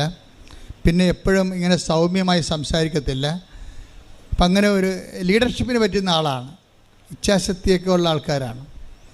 അപ്പം അതുകൊണ്ട് ഇവരുടെ നേച്ചർ അനുസരിച്ച് ഇവർ സംഭവം ഏറ്റില്ലെങ്കിൽ ഒരിക്കലും ഏക്കത്തില്ല. ഏറ്റാൽ ഒരു 1.5 ഏപ്പായിരിക്കും. അങ്ങനെ ആൾക്കാരുണ്ട്. എല്ലാ മനുഷ്യരും കാണാം. ചിലയൊക്കെ നമുക്ക് വയറ് നോക്കി മനസ്സിലാക്കാൻ പറ്റും എന്ത് ടൈപ്പാണെന്ന്. അതെന്താ വെച്ച് കഴിഞ്ഞാൽ ചില ആൾക്കാർ ആവശ്യമില്ലെങ്കിലും ചില കോളാന്ന് ചിരിച്ചുകൊണ്ടിരിക്കും. അവരെ ഒന്നും ഏൽപ്പിക്കാൻ കൊള്ളത്തില്ല. ഒരു സാധനം ചെയ്യത്തില്ല. മടിയായിരിക്കും. ചെയ്യും. ഈ വവ്വാൽ കടിച്ച പോലെ കിടക്കും. ഈ വവ്വാൽ തങ്ങലിങ്ങൊക്കെ കടിച്ചിട്ട് അതിന് തിന്നാൻ പറ്റില്ല. അത് എൻ്റെ കയ്യും താഴെ വീഴും, താഴെ കിടക്കുകയും ചെയ്യും. അത് അങ്ങനെ പണ്ട് തല്ലി തങ്ങാൻ സാധനമില്ലേ നമ്മുടെ കേരളത്തിലെ ബദാം. അത് ഒരു സ്ഥലത്തിൽ അവർ സത്യപ്പെടുത്താൻ പറ്റത്തില്ല. അവരിങ്ങനെ ചിരിക്കും പറയുന്നത്, അല്ലെങ്കിൽ ചിരിക്കാനുള്ള വകുപ്പൊക്കെ ഉണ്ടാക്കും. അല്ലെങ്കിൽ എവിടെയെങ്കിലുമൊക്കെ ഇങ്ങനെ ടൂറ് ഇങ്ങനെ കറങ്ങി കിടക്കും. ഇങ്ങനെ കൂട്ടായ്മയിലൊക്കെ കുത്തിയിരിക്കും. എന്തൊക്കെ കുറേ വെടി വർത്താനമൊക്കെ പറഞ്ഞുകൊണ്ടിരിക്കും. ഒരു പണി അവരെ ഏൽപ്പിക്കാൻ കൊള്ളത്തില്ല. കാര്യം അവരുടെ ബോഡി ആ ടൈപ്പാണ്. വിസറട്ടോണിക് എൻഡോമോർഫ് എന്ന് പറയും. അത് നമ്മുടെ ഈ നമ്മുടെ ഈ അണ്ടം വികസിക്കുമ്പോൾ തന്നെ അകത്തെ ചുവപ്പ് കാമ്പാണ് കൂടുതൽ പ്രിഡോമിനൻ്റായിട്ട് വളർന്നു വരണമെങ്കിൽ അവർക്ക് കല്യാണം ഭയങ്കര ഇഷ്ടമായിരിക്കും. മരണത്തിലൊന്നും പോകത്തില്ല അധികം. മരണത്തിൽ പോയാൽ തന്നെ അവിടെ പോയിരുന്നുണ്ട് എന്തെങ്കിലുമൊക്കെ പറഞ്ഞുകൊണ്ട് ആൾക്കാരെ ആരുടെയെങ്കിലും പെട്ടയ്ക്ക് തൂങ്ങി വല്ല വെള്ളം അടിക്കാനും പോയിട്ട് അവിടെ ഷാപ്പിൽ ഇരുന്ന് വർത്താനം പറയും. ബാറിലിരുന്നുണ്ട്. അങ്ങനെ ടൈപ്പുണ്ട്. അങ്ങനെ ഓരോ മനുഷ്യർ ഇവരെന്ന് പറഞ്ഞാൽ സീരിയസ് ബോഡിയാണ് ഇവരുടെ. ഇപ്പം ഇവർ ഒരു കാര്യം പറഞ്ഞാൽ ഉണ്ടെങ്കിൽ ഉണ്ട്, ഇല്ലെങ്കിൽ ഇല്ല. ഇവർ ഓൺലൈൻ ഉടമ്പടി എടുത്ത് പിന്നെ എന്താ സംഭവം? ഇവർ മൊത്തം അങ്ങോട്ട് അതിൻ്റെ അകത്ത് ആ ഓൺലൈൻ ഉടമ്പടിയാണല്ലോ എടുത്തതെന്നല്ല, അവർ കൃത്യമായിട്ട് വചനം വായിക്കാൻ തുടങ്ങി. ഒരാളിൻ്റെ മാറ്റം കണ്ടില്ലേ? ഇവിടെ വന്നിട്ട് മാതാവ് അവധിയിലാണെന്ന് പറഞ്ഞ് പോയ പാർട്ടിയാണ്. ആ ഓൺലൈൻ ഉടമ്പടി എടുത്തു കഴിഞ്ഞപ്പോൾ ഉടനെ അവർ കൃത്യമായിട്ട് വചനം വായിക്കാൻ തുടങ്ങി. 5:30 എഴുന്നേറ്റ് വചനം വായിക്കും. ഇംഗ്ലീഷ് പത്രം കൂടുതൽ വരുത്തിക്കും. എന്നിട്ട് ഓരോ ഇംഗ്ലീഷ് പള്ളി കൊണ്ടേ കൊടുക്കും. ഇംഗ്ലീഷ് പത്രമല്ലേ, അപ്പോൾ ഇംഗ്ലീഷ് കമ്മ്യൂണിറ്റി അവിടെ ഇംഗ്ലണ്ടിലുണ്ടല്ലോ, ലണ്ടനിൽ ഇംഗ്ലീഷ് കമ്മിറ്റി ഉണ്ട്, പള്ളിയുണ്ടല്ലോ, അവിടെ കൊണ്ടുപോയി സായിപ്പന്മാരോട് കൃപാസനത്തെക്കുറിച്ച് സംസാരിക്കും. കണ്ട, അവർ പത്രം കൊടുക്കുക മാത്രമല്ല ചെയ്യണത്, പിന്നെ എന്താണ്, മറ്റൊരു സമൂഹത്തോട് കർത്താവിൻ്റെ മാതാവിൻ്റെ പ്രത്യക്ഷീകരണത്തെക്കുറിച്ച് സംസാരിക്കുകയാണ്. അപ്പോൾ സീരിയസ് വൈറ്റ് ഉടമ്പടിയാണത്, സീരിയസ് ആയ വിഷയം. സീരിയസ് ആയപ്പോൾ സിമി പറയുന്നൊരു സംഭവമുണ്ട്, മകൻ്റെ കാര്യം ഞാൻ മറന്നുപോയെന്ന്. അതിന് അഭിഷേകം എന്ന് പറയണത്. തന്നെയല്ല, മകനെക്കുറിച്ച് ആ സ്കൂളിൽ ചേർത്തപ്പോഴേ എന്നെ അവിടുന്ന് എല്ലാവരും വിളിക്കാൻ തുടങ്ങി. എന്താണ്, അവിടുത്തെ ഹെഡ് മിസ്സസ് വരെ എന്നെ വിളിച്ചു. എന്താണ്, മകൻ്റെ നല്ല നല്ല കാര്യങ്ങൾ പറയാൻ വിളിച്ചെന്ന്, അവൻ്റെ സ്വഭാവവും. അപ്പോൾ ദൈവം ആ ഉടമ്പടി എടുത്തെന്നർത്ഥം. എന്താ കാര്യം, ദൈവത്തിൻ്റെ ഉടമ്പടി സിമി എടുത്തു. സിമി സീരിയസ് ആയി. ഇത് പണ്ട് ഉടമ്പടിയുടെ കാലം തുടങ്ങിയപ്പോൾ ദൈവം എന്നോട് പറയുന്നൊരു വാക്ക് ഉണ്ടായിരുന്നു. അത് ഒത്തിരിപ്പോഴും ഞാൻ പറഞ്ഞിട്ടുണ്ട്. If you are serious God will be sincere, if you are sincere God will be serious. അതാണ് ഉടമ്പടിയുടെ ഒരു ഇക്വേഷൻ, സമവാക്യം എന്ന് പറഞ്ഞ ഇതാണ്. നമ്മൾ സീരിയസ് ആണെങ്കിൽ ദൈവവും സിൻസിയറാക്കി ഈ വിഷയത്തിൻ്റെ മേലെ നേരെ മറിച്ചു. അപ്പം നമ്മളിതിൽ അഴകുഴമ്പൻ ഉടമ്പടി എടുത്തിരിക്കണമെങ്കിൽ ഈ വിഷയം മുമ്പത്തേക്കാൾ അളിയാൻ സാധ്യതയുണ്ട്. വെറുതെ അതാണ് ഞാൻ പറയണത്, ആലപ്പുഴ വന്ന് പണി മേടിക്കരുതെന്ന് പറയത്തില്ലേ, അതിൻ്റെ കാരണം അതാണ്. എന്താ കാര്യം, ചില ആൾക്കാർക്ക് ഇതെടുക്കാൻ അർഹതയില്ല. അവർ ടേസ്റ്റ് ഉടമ്പടിയുടെ ഉപ്പ് നോക്കാൻ വന്ന ആൾക്കാരാണ്. ഇട്ട് നോക്കാം, ഇങ്ങനെ കൊത്തുണ്ടാന്ന് നോക്കി, ചൂണ്ടയിടത്തില്ല, കൊത്തി നോക്കാം, മീനുണ്ടെങ്കിൽ പിടിക്കുകയാണെങ്കിൽ ഒരു സംഭവമെങ്കിലും നടന്നാൽ നമുക്ക് പത്രം കൊടുക്കാം, പ്രത്യക്ഷ പ്രാർത്ഥനയ്ക്ക് നേരത്തെ എഴുന്നേക്കാം. ഒരു സംഭവമെങ്കിലും നടന്നു കിട്ടിയാൽ പ്രത്യക്ഷ പ്രാർത്ഥനയ്ക്ക് നേരത്തെ എഴുന്നേക്കാം, 5:30 എഴുന്നേക്കാം. ഒരു സംഭവം നടന്നില്ലെങ്കിൽ പാർട്ടി പണ്ടത്തതുപോലെ 7 മണിക്ക് എഴുന്നേക്കത്തുള്ളൂ പ്രത്യക്ഷയുടെ പ്രാർത്ഥനയ്ക്ക്. അപ്പോൾ കഴിഞ്ഞിരിക്കുന്ന സമയം. ഇതാണ് ഈ ബ്ലാക്ക് ഉടമ്പടി എന്ന് പറയണത്. നിങ്ങൾ അതിൻ്റെ അകത്ത് കാര്യം, ഇതിൻ്റെ അകത്തൊരു നീതിയുടെ മാർഗമുണ്ട്. നീതിയുടെ മാർഗത്തിൻ്റെ 2ാം സെക്ഷൻ വായിച്ചേ. ശ്രുതികട ഹല്ലേലൂയ. എന്നാൽ ചുങ്കക്കാരും വേശ്യകളും അവനിൽ വിശ്വസിച്ചു, നിങ്ങൾ അത് കണ്ടിട്ടും അവനിൽ വിശ്വസിക്കത്തക്ക വിധം അനുദപിച്ചില്ല. വിശ്വസിക്കത്തക്ക വിധം. അപ്പോൾ വിശുദ്ധ ലൂക്കായുടെ മത്തായിയുടെ സുവിശേഷം 21:32 എന്താ പറയണത് എന്ന് പറഞ്ഞ്, വിശ്വസിക്കത്തക്ക വിധം അനുദപിച്ചില്ല. ഇപ്പൊ കാര്യം പിടികിട്ടില്ലേ? കാര്യം അനുദപിച്ചാൽ മാത്രമേ നമ്മൾ വിശ്വാസിയാണെന്ന് ദൈവത്തിൻ്റെ പുസ്തകത്തിൽ എഴുതി വെക്കത്തുള്ളൂ, അല്ലെങ്കിൽ നമ്മൾ അവിശ്വാസിയാണ്. ഇത് ഒറ്റ നടക്ക പോകത്തില്ല കേട്ടാ. മനസ്സിലായില്ലേ? ഒന്നിനു വായിച്ചത് 21:32. എന്തെന്നാൽ എന്തെന്നാൽ യോഹന്നാൻ നീതിയുടെ മാർഗത്തിലൂടെ നിങ്ങളെ സമീപിച്ചു, നിങ്ങൾ അവനിൽ വിശ്വസിച്ചില്ല. എന്നാൽ ചുങ്കക്കാരും വേശ്യകളും അവനിൽ വിശ്വസിച്ചു, നിങ്ങൾ അത് കണ്ടിട്ടും അവനിൽ വിശ്വസിക്കത്തക്ക വിധം അനുദപിച്ചു. അപ്പൊ കണ്ടിട്ടോ എന്ന് പറഞ്ഞാൽ എന്താണ്? മറ്റുള്ളവർ ദൈവാനുഭവം പ്രാപിക്കുന്ന കാണുന്നത് എവിടെയാണ്? സാക്ഷ്യമല്ലേ? മനസ്സിലായില്ലേ? മറ്റുള്ളവരുടെ ദൈവാനുഗ്രഹം പ്രാപിക്കുന്നത് നമ്മൾ കാണുന്നത് എങ്ങനെയാണ്? സാക്ഷ്യം കേൾക്കുമ്പോഴാണ്. ഈ സാക്ഷ്യം കേട്ടിട്ടും നമ്മൾ എന്ത് ചെയ്തില്ല? അനുദപിച്ചില്ല. അപ്പൊ സാക്ഷ്യം എന്തിനുള്ളതാണ്? അനുദപിക്കാനുള്ളതാണ്. കൈയടിക്കട്ടെ, ശ്രുതിക്കട്ടെ. ഞങ്ങൾക്ക് ആഴമായ അനുദാനം നൽകണമേ.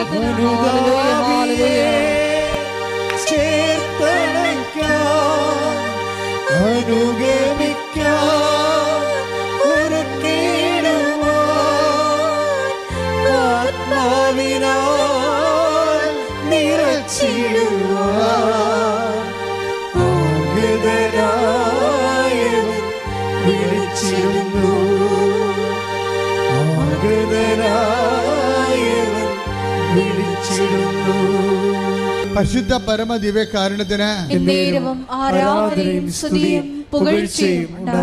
യോഹന്നാന്റെ സുവിശേഷം അല്ല, യോഹന്നാനിലെ നേരത്തെ വായിച്ച ഭാഗം വായിച്ച പട്ടാളക്കാരുടെ അതിന്റെ മുകളിലും താഴെയുള്ള വചനങ്ങൾ വായിച്ച് ശ്രുതികട ഹല്ലേലൂയ.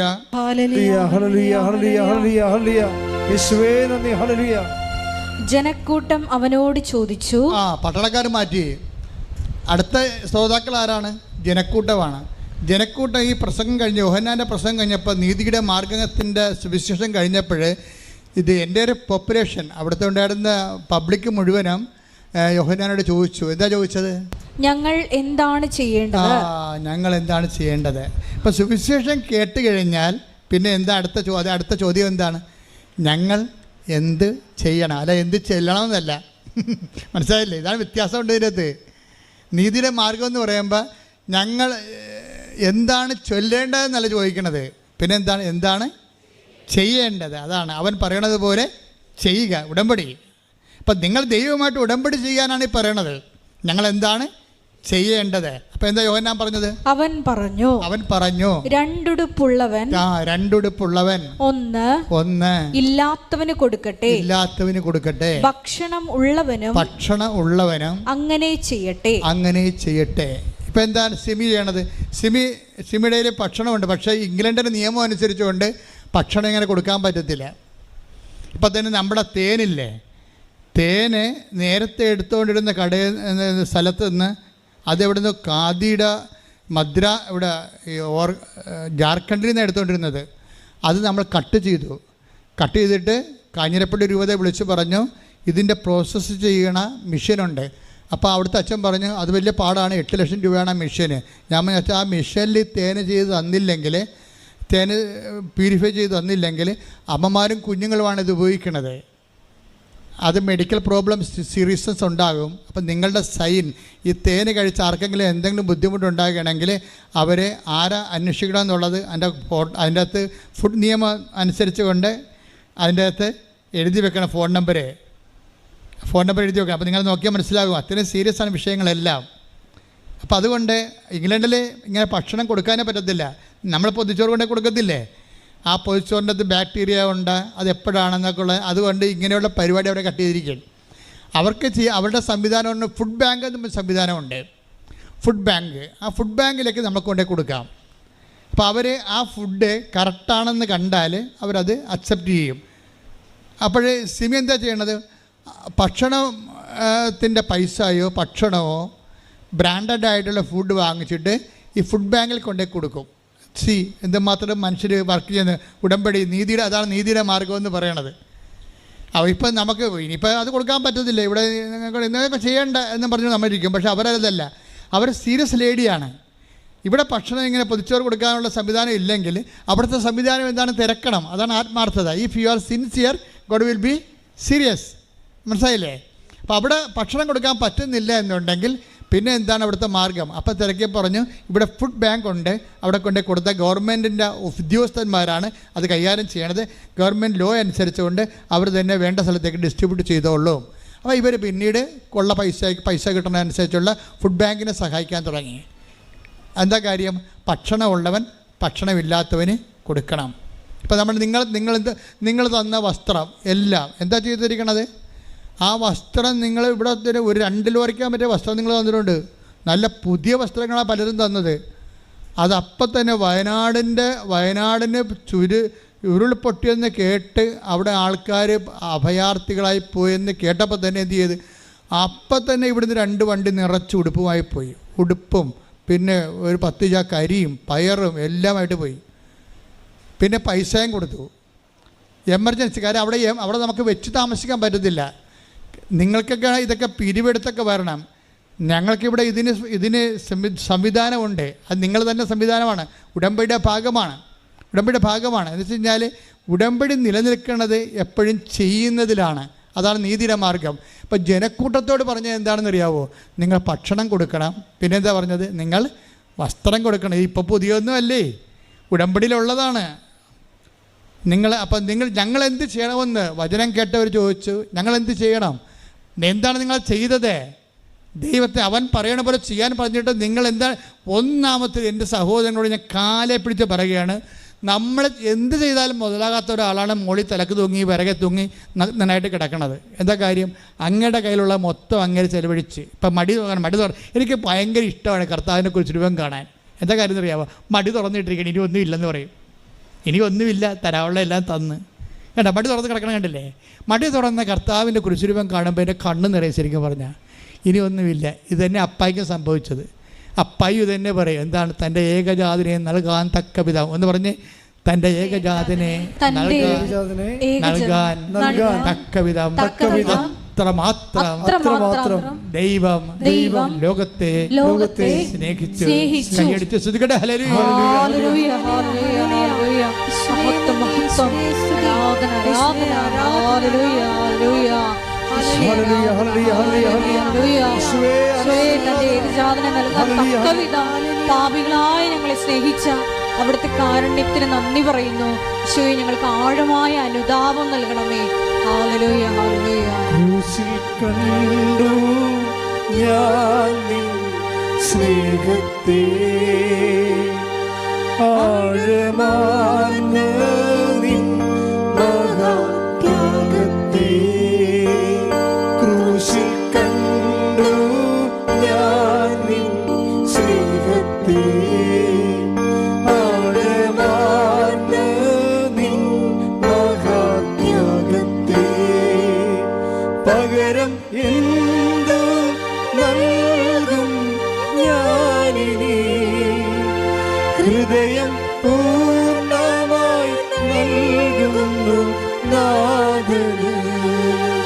പകരം എന്തു നൽകും ഞാനിനി, ഹൃദയം പൂർണ്ണമായി നൽകുന്നു നാഥന്.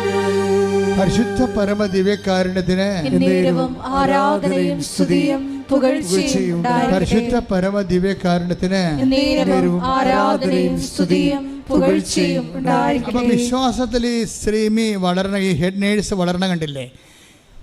അത് കാര്യം എന്താണ്? അത് അനുതാപത്തിൻ്റെ ഫലങ്ങൾ അവർ പുറപ്പെടുവിച്ചുകൊണ്ടിരിക്കുകയാണ്. ഇവരിപ്പോൾ ചെയ്തുകൊണ്ടിരിക്കുന്നത് എന്താണെന്ന് അറിയാമോ? ഇവർ പറയണതേ, ഞാൻ ഹെഡ് നേഴ്സാണ്, എനിക്ക് പേഷ്യൻ്റ് കമ്മിറ്റ്മെൻ്റ് ഒന്നുമില്ല. 20 കൊല്ലമായല്ലേ അവിടെ വർക്ക് ചെയ്യണത്. അപ്പോൾ ഹെഡ് നേഴ്സാണ് അവിടുത്തെ. അവർക്ക് പേഷ്യൻ്റ് കമ്മിറ്റ്മെൻ്റ് ഒന്നുമില്ല. വാർഡിൽ പോവുകയും പേഷ്യൻറ്റിനെ ട്രീറ്റ് ചെയ്യുക പരിപാടിയൊന്നുമില്ല. നേഴ്സുമാരുടെ ആ വാർഡിലൊക്കെ നിശ്ചയിച്ചിരിക്കുന്ന നേഴ്സുമാരുടെ കാര്യം, ഡ്യൂട്ടിക്ക് അവർക്ക് നിർദ്ദേശങ്ങൾ കൊടുത്താൽ മതി. പക്ഷേ ഉടമ്പടി എടുത്തപ്പോൾ എനിക്ക് മനസ്സിലായി, ഞാൻ പൊതുവെ സീരിയസ് ആണ്, ഹെഡ് വെയ്റ്റോട് കൂടി ജീവിക്കുന്ന ആളാണ്. അപ്പോൾ എനിക്ക് കർത്താവിൻ്റെ ജോലി ചെയ്യണമെങ്കിൽ ഹെഡ് വെയ്റ്റിൻ്റെ ആവശ്യമില്ല. ഞാൻ അന്ന് മുതൽ എല്ലാ വാർഡിലും പോകും. ഞാനോട് പറയും, ഞാൻ നോക്കിക്കൊള്ളാം, നിങ്ങൾ റെസ്റ്റ് എടുക്കാൻ പറയും. എന്ത് മാറ്റമാണെന്ന് നോക്കിയേ. അവർ 20 കൊല്ലം ഹെഡ് നേഴ്സായിട്ടിരുന്നിട്ട് ഓഫീസിൽ ജോലി ചെയ്ത ആളാണ്. ഇപ്പം ഞാൻ എടുത്തു ചാടിയേ സംസാരിക്കത്തുള്ളൂ. എന്നെ കാണുമ്പോൾ തന്നെ മറ്റു നേഴ്സുമാർക്ക്, താഴെയുള്ള നേഴ്സുമാർക്ക് പേടിയാണ്. ഇപ്പം ഞാൻ അവരോട് സൗമ്യമായി സംസാരിക്കുന്നുണ്ട്, ശാന്തമായി സംസാരിക്കുന്നുണ്ട്. അവരെ ഹെൽപ്പ് ചെയ്യണമെന്നുള്ള മാനസികാവസ്ഥ എനിക്കുണ്ട്. അതുകൊണ്ട് അവർക്ക് എന്തെങ്കിലും വിഷമം ഉണ്ടെങ്കിൽ ഞാനത് തിരക്കുന്നുണ്ട്. ഇവരങ്ങ് ടോട്ടലി മാറി, അവരൊരു സൗമ്യതയായി മാറി. സൗമ്യത എന്ന് പറയുന്നത് ഉടമ്പടി ചെയ്യുന്ന വ്യക്തികൾക്ക് സൗമ്യത നിങ്ങൾക്കറിയാമോ? സൗമ്യത ഒരു കോമ്പൗണ്ടാണ്. സൗമ്യത എന്ന് പറയുന്നത് ഒരു കോമ്പൗണ്ട് ഗ്രേസാണ്. സൗമ്യത എന്ന് പറയണത് ഭയങ്കര പാടാണ്. എനിക്കൊക്കെ സൗമ്യതയൊക്കെ വരണമെങ്കിൽ 1000 കിലോമീറ്റർ നടക്കാൻ ഓടേണ്ടി വരും. അത് എനിക്ക് അല്പം തെറ്റിക്കണ്ടെങ്കിൽ അപ്പം തന്നെ എൻ്റെ മുഖം മാറും. എനിക്കറിയാം, എന്നത്തോട് തന്നെ ഞാൻ യുദ്ധം ചെയ്താണ് ഞാൻ ഇവിടെ ജീവിക്കണത്. എന്താ പ്രശ്നം? സൗമ്യത എന്ന് പറയണമ്പോൾ ആദ്യം സ്നേഹം, പിന്നെ ക്ഷമ, പിന്നെയാണ് സൗമ്യത വരണത്. അതാണ് കോമ്പൗണ്ട് ഗ്രേസ് എന്ന്. ഇതൊക്കെ ഞാൻ കർത്താവിനോട് പറഞ്ഞ രഹസ്യങ്ങളാണ്, ആത്മീയ രഹസ്യങ്ങൾ, അല്ലാതെ ഞാനൊരിടത്തും പഠിച്ചതല്ല. സൗമ്യത എന്ന് പറയുമ്പോൾ ആദ്യം കഴിഞ്ഞ സ്നേഹമാണ് വരണത്. ഇപ്പം തൻ്റെ ഈ കൊടുക്കണേ നൽകണേ എന്താണ്? ആരൊക്കെ എന്തായാലും എന്തെങ്കിലും നൽകണമെന്ന് തോന്നണേ എന്താണ്? സ്നേഹമാണത്. അതാണ് തൻ്റെ ഏകജാതന് നൽകാൻ തക്ക വിധം. അത് 3:16 വായിച്ചേ, യോഹന്നാൻ 3:16. ശ്രുതികട്ടെ. ഹല്ലേലൂയ ഹല്ലേലൂയ ഹല്ലേലൂയ ഹല്ലേലൂയ. യേശുവേ നന്ദി. ഹല്ലേലൂയ ഹല്ലേലൂയ ഹല്ലേലൂയ ഹല്ലേലൂയ.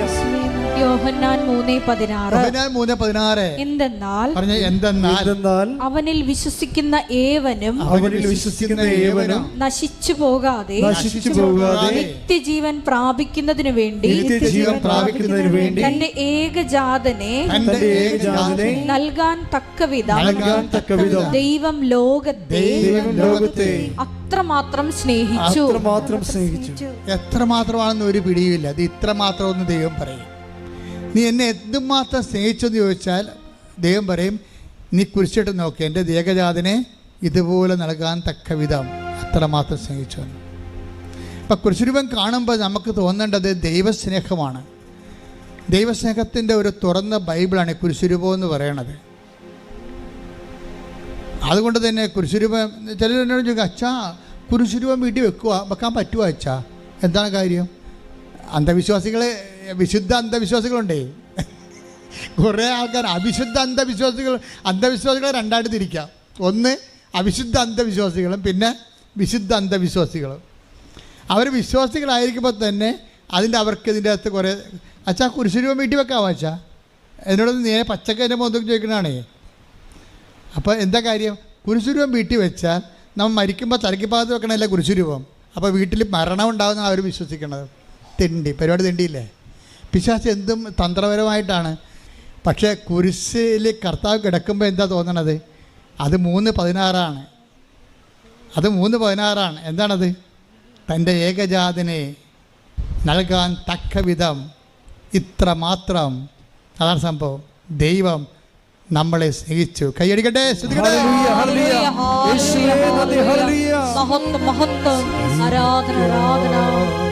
എൻ്റെ ദൈവം ഏകജാതനെ നൽകി എനിക്കായി. എൻ്റെ യേശു പരിഹാരം ബലിയായി. മനുഷ്യനു വേണ്ടി ക്രൂശിൻ്റെ മാറിൽ പാപിയെപ്പോലെ പിടഞ്ഞവനേ. ദൈവസ്വഭാവം സ്നേഹമാണെന്ന് ലോകസമക്ഷം തെളിയിച്ചു നീ. എനിക്കായി എൻ്റെ യേശു പരിഹാരം ബലിയായി. പരിശുദ്ധ പരമ ദിവ്യകാരുണ്യത്തിന് നേരവും ആരാധനയും സ്തുതിയും പുകഴ്ചയും ഉണ്ടായിരിക്കട്ടെ. അത് എൻ്റെ മക്കളെ, അതുകൊണ്ട് നമ്മൾ ദൈവത്തിൻ്റെ ഒരു മൈൻഡ് സെറ്റ് എന്ന് പറയണത് ഒന്നും മുതലാകത്തില്ല. അതാണ് പ്രശ്നം. ഒന്നും മുതലാകത്തില്ല. അത് നിങ്ങൾക്ക് മനസ്സിലാകണം. എന്താ ഒന്നും മുതലാകത്തില്ലെന്ന് പറഞ്ഞാൽ, ഇപ്പോൾ തൻ്റെ ഏകജാതനെ നൽകാൻ തക്ക വിധം ദൈവം അത്രമാത്രം സ്നേഹിച്ചു. ഇനി ഏകജാതം വന്നപ്പോൾ നമ്മളോട് ചോദിച്ചത് എന്താണ്? വിശേഷ വിധിയായി നിങ്ങൾ എന്താണ്? അതാണ് പ്രശ്നം. നമ്മൾ സാധാരണ രീതിയിൽ ചെയ്താലൊന്നും ദൈവത്തിന് മുതലാകത്തില്ല. 5:46 എടുത്തേ, ശ്രദ്ധിക്കട്ടെ. ഹല്ലേലൂയ. നിങ്ങളെ സ്നേഹിക്കുന്നവരെ നിങ്ങൾ സ്നേഹിച്ചാൽ, കേട്ടോ ഒന്ന് പറഞ്ഞേ, നിങ്ങളെ സ്നേഹിക്കുന്നവരെ മാത്രം നിങ്ങൾ സ്നേഹിച്ചാൽ നിങ്ങൾക്ക് എന്ത് പ്രതിഫലമാണ് ലഭിക്കുക? ഒലക്ക മുഴുകി കിട്ടുമെന്നാണ് ഈ പറയണത്. മനസ്സിലായില്ലേ? നിങ്ങൾ സ്നേഹിക്കുന്നവരെ മാത്രമാണ് നിങ്ങൾ സ്നേഹിക്കുകയാണെങ്കിൽ നമ്മുടെ ജീവിതം സ്വാഹ. അത്രേ ഉള്ളൂ, ഒന്നുമില്ല. മേലോട്ട് നോക്കി വരച്ചാൽ മതി. ദൈവം അത് അക്സെപ്റ്റ് ചെയ്യുന്നില്ല. എന്താ കാര്യം? അടുത്ത നോക്കിയേ, എന്താണ്? ചുങ്കക്കാർ പോലും. അതെ, ചുങ്കക്കാർ പിന്നെയും വരാൻ തുടങ്ങി.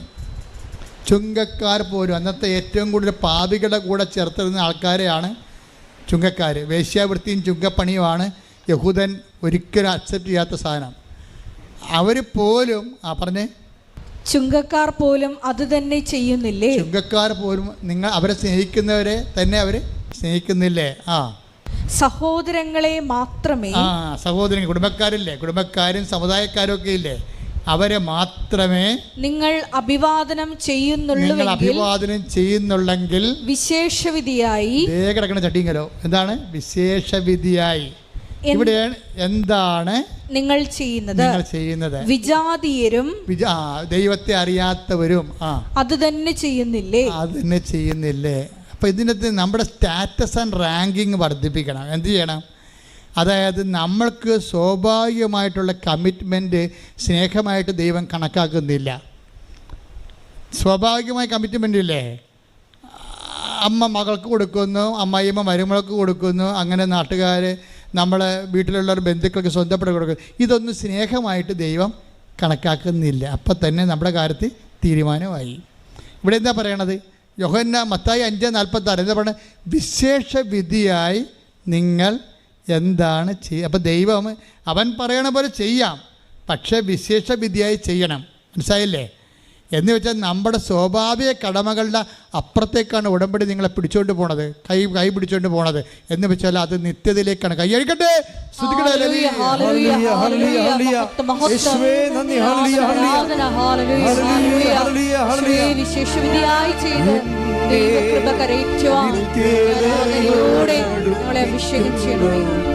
എല്ലാ അനുഭവങ്ങൾക്കും എന്നെ നല്ല ശിഷ്യനാക്കിയിടുന്ന എല്ലാ കുരിശുകൾക്കും എല്ലാ തോൽവികൾക്കും നന്ദി. നിന്റെ മുഖം കാണുവാൻ അതു നിമിത്തമായി എല്ലാ കണ്ണുനീരിനും നന്ദി. നിന്റെ സാന്നിധ്യമറിയാൻ ഇടയായി എന്നെ നിത്യതയോടടുപ്പിക്കുന്ന എല്ലാ അനുഭവങ്ങൾക്കും പരിശുദ്ധ പരമദിവ്യകാരുണ്യത്തിന് ആരാധനയും സ്തുതിയും പുകഴ്ചയും ഉണ്ടായിരിക്കട്ടെ. പരിശുദ്ധ പരമദിവ്യകാരുണ്യത്തിന് ആരാധനയും സ്തുതിയും പുകഴ്ചയും ഉണ്ടായിരിക്കട്ടെ. പരിശുദ്ധ പരമദിവ്യകാരുണ്യത്തിന് ആരാധനയും സ്തുതിയും പുകഴ്ചയും ഉണ്ടായിരിക്കട്ടെ. എൻ്റെ മക്കളുടെ ഇതിനകത്ത് വിഷയം എന്താണ്? ഉടമ്പടി എന്ന് പറയണത് നിത്യതയിലേക്കുള്ളൊരു യാത്രയാണ്. അത് കാരണം അതിൻ്റെ ആസ്തികളാണ് നമ്മളിവിടെ വെച്ച് സംഭരിക്കണത്. അതുകൊണ്ടാണ് വിട്ടുവീഴ്ചയില്ലാത്തത്. അതാണ് വിശേഷ വിധിയായി നിങ്ങൾ എന്താണ് ചെയ്യണത്, എക്സ്ട്രാ ചെയ്യണത് എന്താണെന്ന് ചോദിക്കണത്. പക്ഷേ എക്സ്ട്രാ ചെയ്യണത് എന്തിനു വേണ്ടിയാണ്? നിത്യതയ്ക്ക് വേണ്ടിയാണ്. You got the point, it is clear അല്ലേ? അതായത് ഈശോ പറയുന്നത് എന്താണ്? നമ്മൾ എനിക്ക് ജെറുസലേമിലേക്ക് പോകേണ്ടിയിരിക്കുന്നു. ഒരു ദിവസം ഞാനിങ്ങനെ വായിച്ചായിരുന്നു, എനിക്ക് ജെറുസലേമിലേക്ക് കർത്താവ് പറഞ്ഞതാണേ. എനിക്കാണത് മത്തായിയുടെ സുവിശേഷം 16:21 എഴുതേ. ശ്രദ്ധിക്കട്ടെ. മത്തായി 16:21. മത്തായി 16:21. അപ്പോൾ മുതൽ യേശു തനിക്ക് ജെറുസലേമിലേക്ക് പോകേണ്ടിയിരിക്കുന്നുവെന്നും ശ്രേഷ്ഠന്മാരിൽ നിന്നും പ്രധാന പുരോഹിതന്മാരിൽ നിന്നും നിയമജ്ഞരിൽ നിന്നും വളരെയേറെ സഹിക്കേണ്ടി വരുമെന്നും താൻ വധിക്കപ്പെടുമെന്നും എന്നാൽ മൂന്നാം ദിവസം ഉയർപ്പിക്കപ്പെടുമെന്നും ശിഷ്യന്മാരെ അറിയിച്ചു തുടങ്ങി. അപ്പൊ ശിഷ്യന്മാരെ അറിയിച്ചു തുടങ്ങിയെന്ന് പറയണത്, ഇത് വായിച്ചുകൊണ്ടിരിക്കുമ്പോൾ ഞാൻ കഴിഞ്ഞ ദിവസം ആഴ്ചയിലാണ് ഇത് എല്ലാപ്പോഴും വായിക്കുന്നതാണ് ഈ ഭാഗങ്ങൾ. പക്ഷെ അപ്പോഴും ഈശോ പറഞ്ഞത്, ഇടമനെ ഇത് ജെറുസലേമിലേക്ക് പോകണമെന്ന് പറഞ്ഞു കഴിഞ്ഞാൽ ഇസ്രായേലിൻ്റെ തലസ്ഥാനമൊന്നുമല്ല, ഞാൻ സ്വർഗീയ ജെറുസലേമിലേക്ക് പോകുന്ന യാത്രയാണ് ഞാൻ തുടങ്ങിയത്. അത് ഞങ്ങൾ സെമിനാരിൽ പോലും പഠിക്കാത്ത സംഭവമാണ്. കാര്യം ഇതിന് ജെറുസലേം ഗലീലി ടു ജെറുസലേം എന്നും പറഞ്ഞ് യുക്കാൻ്റെ സുവിശേഷത്തിൽ ഒരു മാർഗത്തിൻ്റെ സുവിശേഷം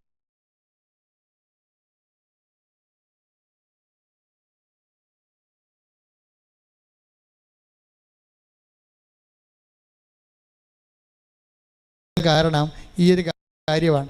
കാര്യം ലൂക്ക സുവിശേഷം എഴുതിയിരിക്കുന്നത് കർത്താവിൻ്റെ ഒരു യാത്ര 3 കൊല്ലം കൊണ്ട് തീരണതാണ്. അത് ഗലീലിയ മുതൽ ജെറുസലേമിലേക്കുള്ള ഒറ്റ യാത്രയായിട്ടാണ്, ചിലപ്പോൾ 3 യാത്രയായിട്ടൊക്കെ അവതരിപ്പിക്കും അവർ.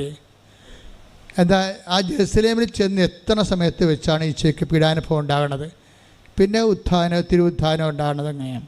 അപ്പോൾ അതേ രീതിയിലാണ്. പക്ഷേ ഈ ഭാഗം ഞാനൊരു 100 പ്രാവശ്യം വായിച്ചിട്ടുണ്ടെങ്കിലും കഴിഞ്ഞ ആഴ്ച വായിച്ചപ്പോൾ ഈശോയുടെ ആത്മാവ് പറഞ്ഞു, ഇത് നിങ്ങൾ പറയുന്ന ജെറുസലേം എന്ന് പറയുന്ന ഇസ്രായേലിൻ്റെ തലസ്ഥാനം എന്ന് പറയുന്ന ആ ഭാഗം ഒരു ടോപ്പോഗ്രഫിക്കലായിട്ടുള്ള ഒരു എൻറ്റിറ്റി അല്ല. I meant that eternal Jerusalem. Bible അവസാനിക്കുന്നത് എങ്ങനെയാണ്? ബൈബിൾ വെളിപാട് അവസാനിക്കുന്നത് നമ്മുടെ സ്വർഗീയ ജെറുസലേമിലേക്ക് എത്തിച്ചേരണമാണ്. ഈ യാത്രയെക്കുറിച്ചാണ് ഞാൻ പറയണമെന്ന് എന്നോട് പരിശുദ്ധാത്മാവ് ഒരു സൂചന നൽകിയപ്പോൾ പെട്ടെന്ന് പരിശുദ്ധാത്മാവ് പറഞ്ഞു, ഇനി താഴേക്ക് നീ ഇതുപോലെ വായിക്കാൻ പറഞ്ഞു. നിത്യതയെക്കുറിച്ച് സുവിശേഷത്തിന് നീ പുനർവായന കൊടുക്കാൻ പറഞ്ഞു.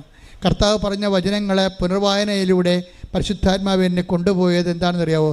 പിന്നീട് ഞാൻ എൻ്റെ മനസ്സിൽ കർത്താവ് തന്നത് 16:24 ശ്രുതികട ഹല്ലേലൂയ. മത്തായി 16:24 ശ്രുതികട ഹല്ലേലൂയ. മത്തായി 16:24 യേശു ശിഷ്യന്മാരോട് അരുളി ചെയ്തു, ആരെങ്കിലും എന്നെ അനുഗമിക്കാൻ ആഗ്രഹിക്കുന്നെങ്കിൽ അവൻ തന്നെ തന്നെ പരിത്യജിച്ച് തന്റെ കുരിശുമെടുത്ത് എന്നെ അനുഗമിക്കട്ടെ. ഇവിടെയാണ് പ്രശ്നമെന്ന് പറഞ്ഞു.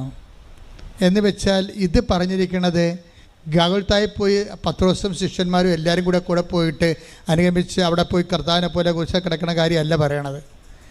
നമുക്ക് ഇത് ഇങ്ങനെ പറഞ്ഞു കഴിയുമ്പോൾ താഴേക്ക് വായിക്കുമ്പോൾ നമ്മളൊക്കെ ഇതും അങ്ങനെയായിരിക്കും. അല്ല, നമുക്ക് എനിക്ക് ജെറുസലേമിലേക്ക് പോകേണ്ടിയിരിക്കണം എന്നാണ് ഈശോ പറഞ്ഞത്. ശിഷ്യന്മാരെ കൂട്ടിയിട്ടില്ല അവിടെ. എനിക്ക് ജെറുസലേമിലേക്ക് പോകേണ്ടിയിരിക്കണത്.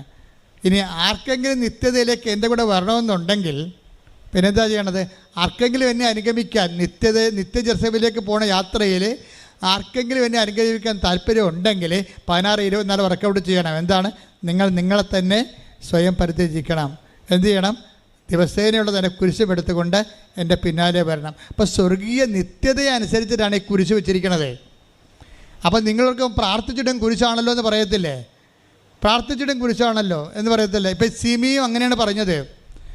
എന്താ പറഞ്ഞു വെച്ച് കഴിഞ്ഞാൽ അതായത് അതൊക്കെ മുമ്പ് വേറെ ഒരു കഴിഞ്ഞ ദിവസങ്ങളിൽ ഡിസംബർ 7-ാം തീയതി, ഇന്നലെ 8-ാം തീയതിയല്ലേ, 7-ാം തീയതി ഒരു സാക്ഷ്യം ഉണ്ടായി. ആ സാക്ഷ്യത്തിൽ ശ്രുതിയുടെ മക്കളെ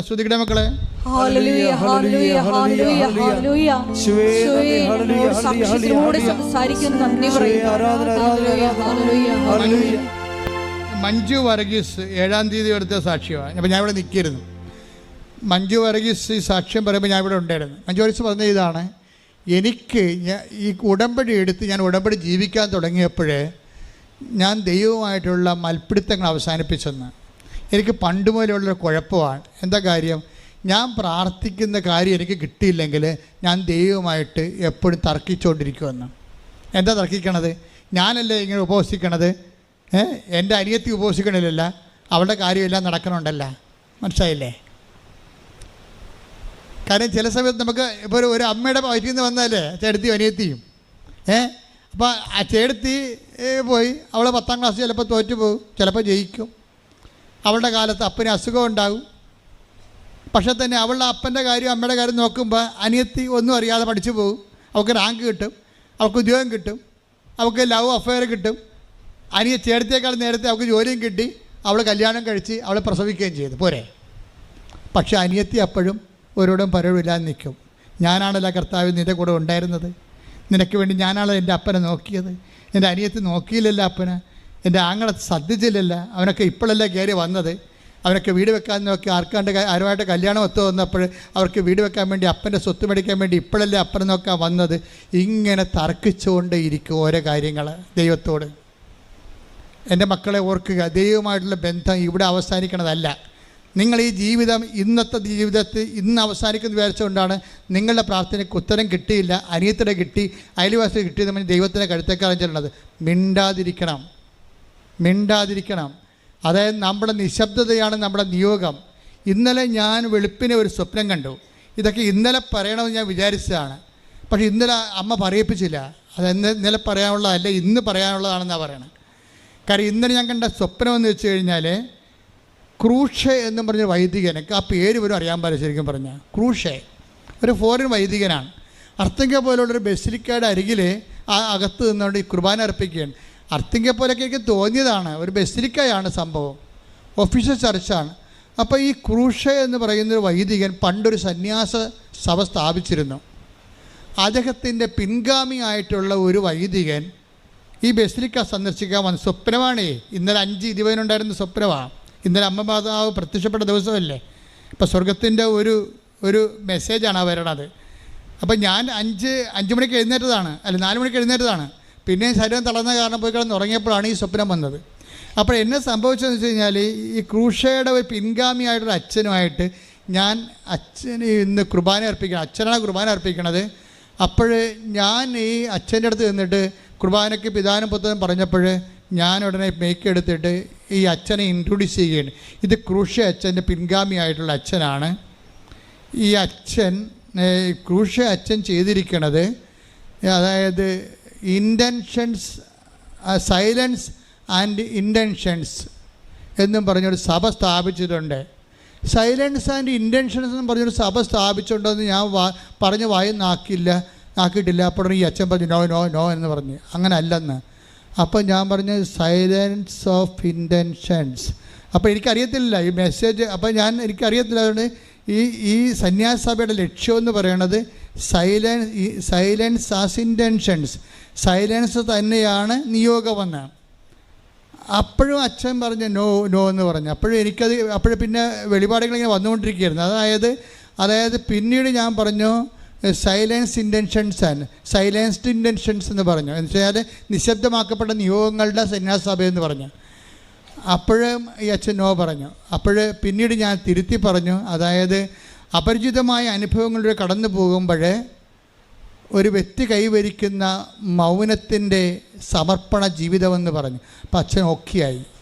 ഞാൻ അതുപോലെ തന്നെ അപ്പം എനിക്ക് മനസ്സിലായി ഇത് വിഷയം വേറെയാണ്, വേറെ ചാനലിൽ കയറി വരികയാണെന്ന് മനസ്സിലായി.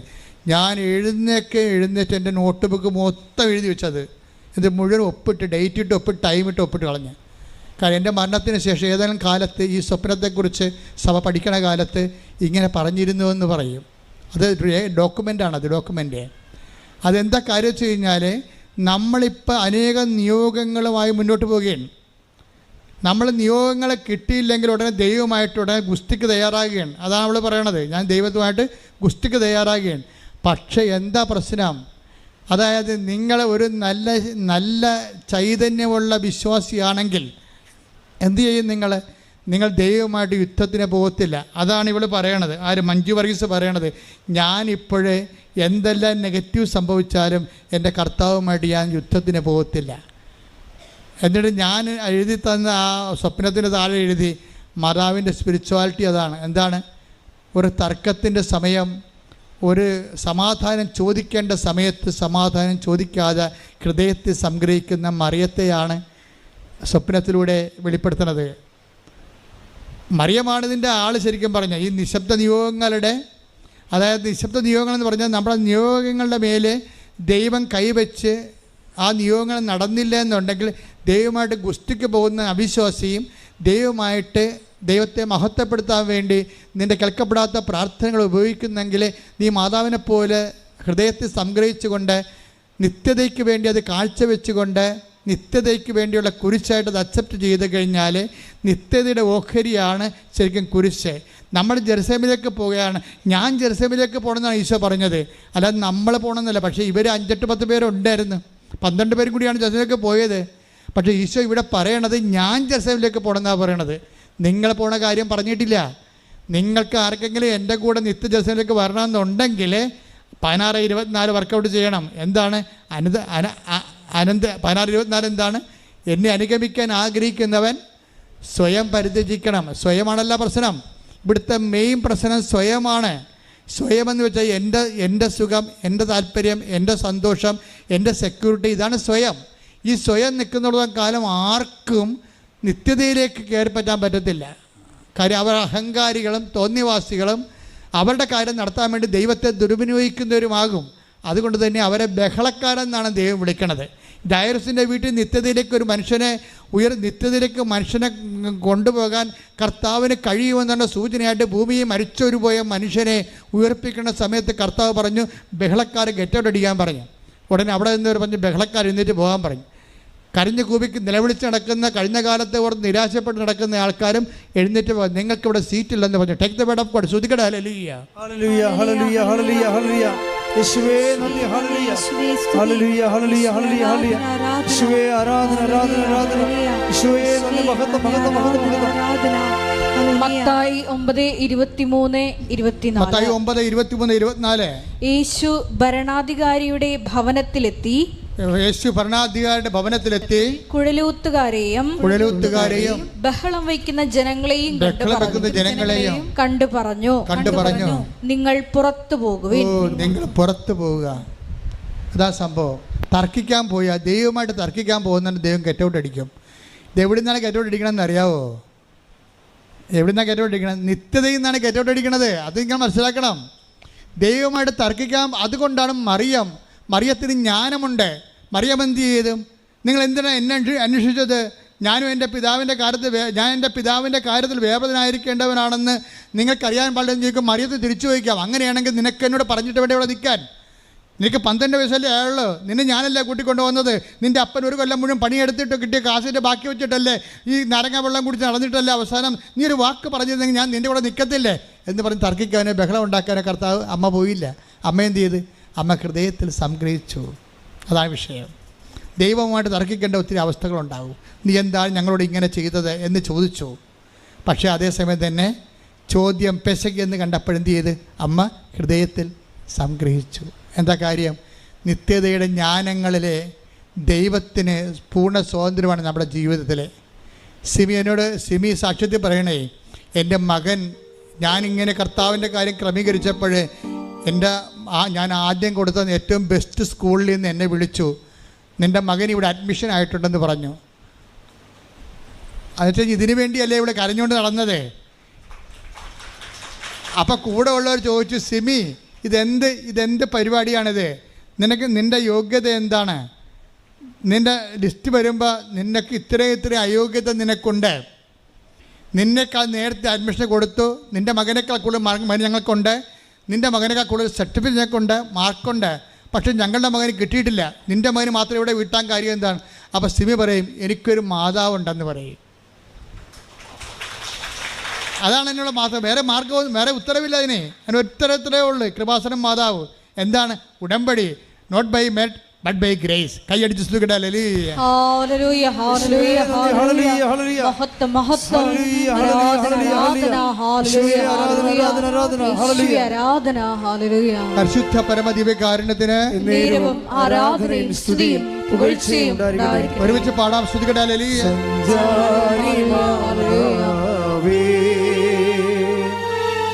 കൃപയുടെ കൂടാരമേ, സഞ്ചാരി മാതാവേ, കൃപയുടെ കൂടാരമേ, വാഗ്ദാന പേടകമേ, കൃപാസനത്തിൻ്റെ അമ്പേ, വാഗ്ദാന പേടകമേ, കൃപാസനത്തിൻ്റെ അമ്പേ. പരിശുദ്ധ പരമദിവ്യകാരുണ്യത്തിന് ആരാധനയും സ്തുതിയും പുകഴ്ചയും ഉണ്ടായിരിക്കട്ടെ. അതുകൊണ്ട് തന്നെയാണ് മഞ്ജു വർഗീസ് പറയണത്, എൻ്റെ തർക്കമില്ല, ഞാൻ അവസാനിപ്പിച്ചു എന്ന്. എനിക്കിപ്പോൾ തർക്കിക്കാൻ തോന്നണേയില്ല. ദൈവത്തിൻ്റെ ഇഷ്ടം പോലെ ചെയ്യട്ടെ. ദൈവത്തിൻ്റെ മനസ്സിൽ ഞാൻ സംതൃപ്തിയാണെന്ന്. ദൈവത്തിൻ്റെ മനസ്സെന്ത് തന്നെയായാലും എന്നെക്കുറിച്ചുള്ള സംതൃപ്തിയിൽ ഞാൻ സംതൃപ്തിയാണെന്ന് പറയണതാണ് ഈശോ പറഞ്ഞത്. എന്താണ്? ഈ വെള്ളം കുടിക്കുന്നവൻ ഇനിയും ദാഹിക്കും, ഞാൻ തരുന്ന വെള്ളം കുടിക്കുന്നവർക്ക് ഇനി ദാഹിക്കുകയില്ല. ദാറ്റ് ഈസ് മഞ്ജു വർഗീസ് അഭിഷിക്തയായിരിക്കുന്നു, കർത്താവിൻ്റെ അഭിഷേകം മേടിച്ചിരിക്കുന്നു. അവക്കിന് ഇനി ഈ അഭിഷേകത്തിൻ്റെ നീണ്ടുനിൽപ്പിനാണ് സ്വർഗമെന്ന് പറയണത്. അവിടെ നിന്ന് അവിടെ കണ്ണിൽ നിന്ന് കണ്ണീരെല്ലാം തുടച്ചു നിൽക്കും. ഇനി മരണമില്ലെന്ന് കൈയ്യടിക്കട്ടെ.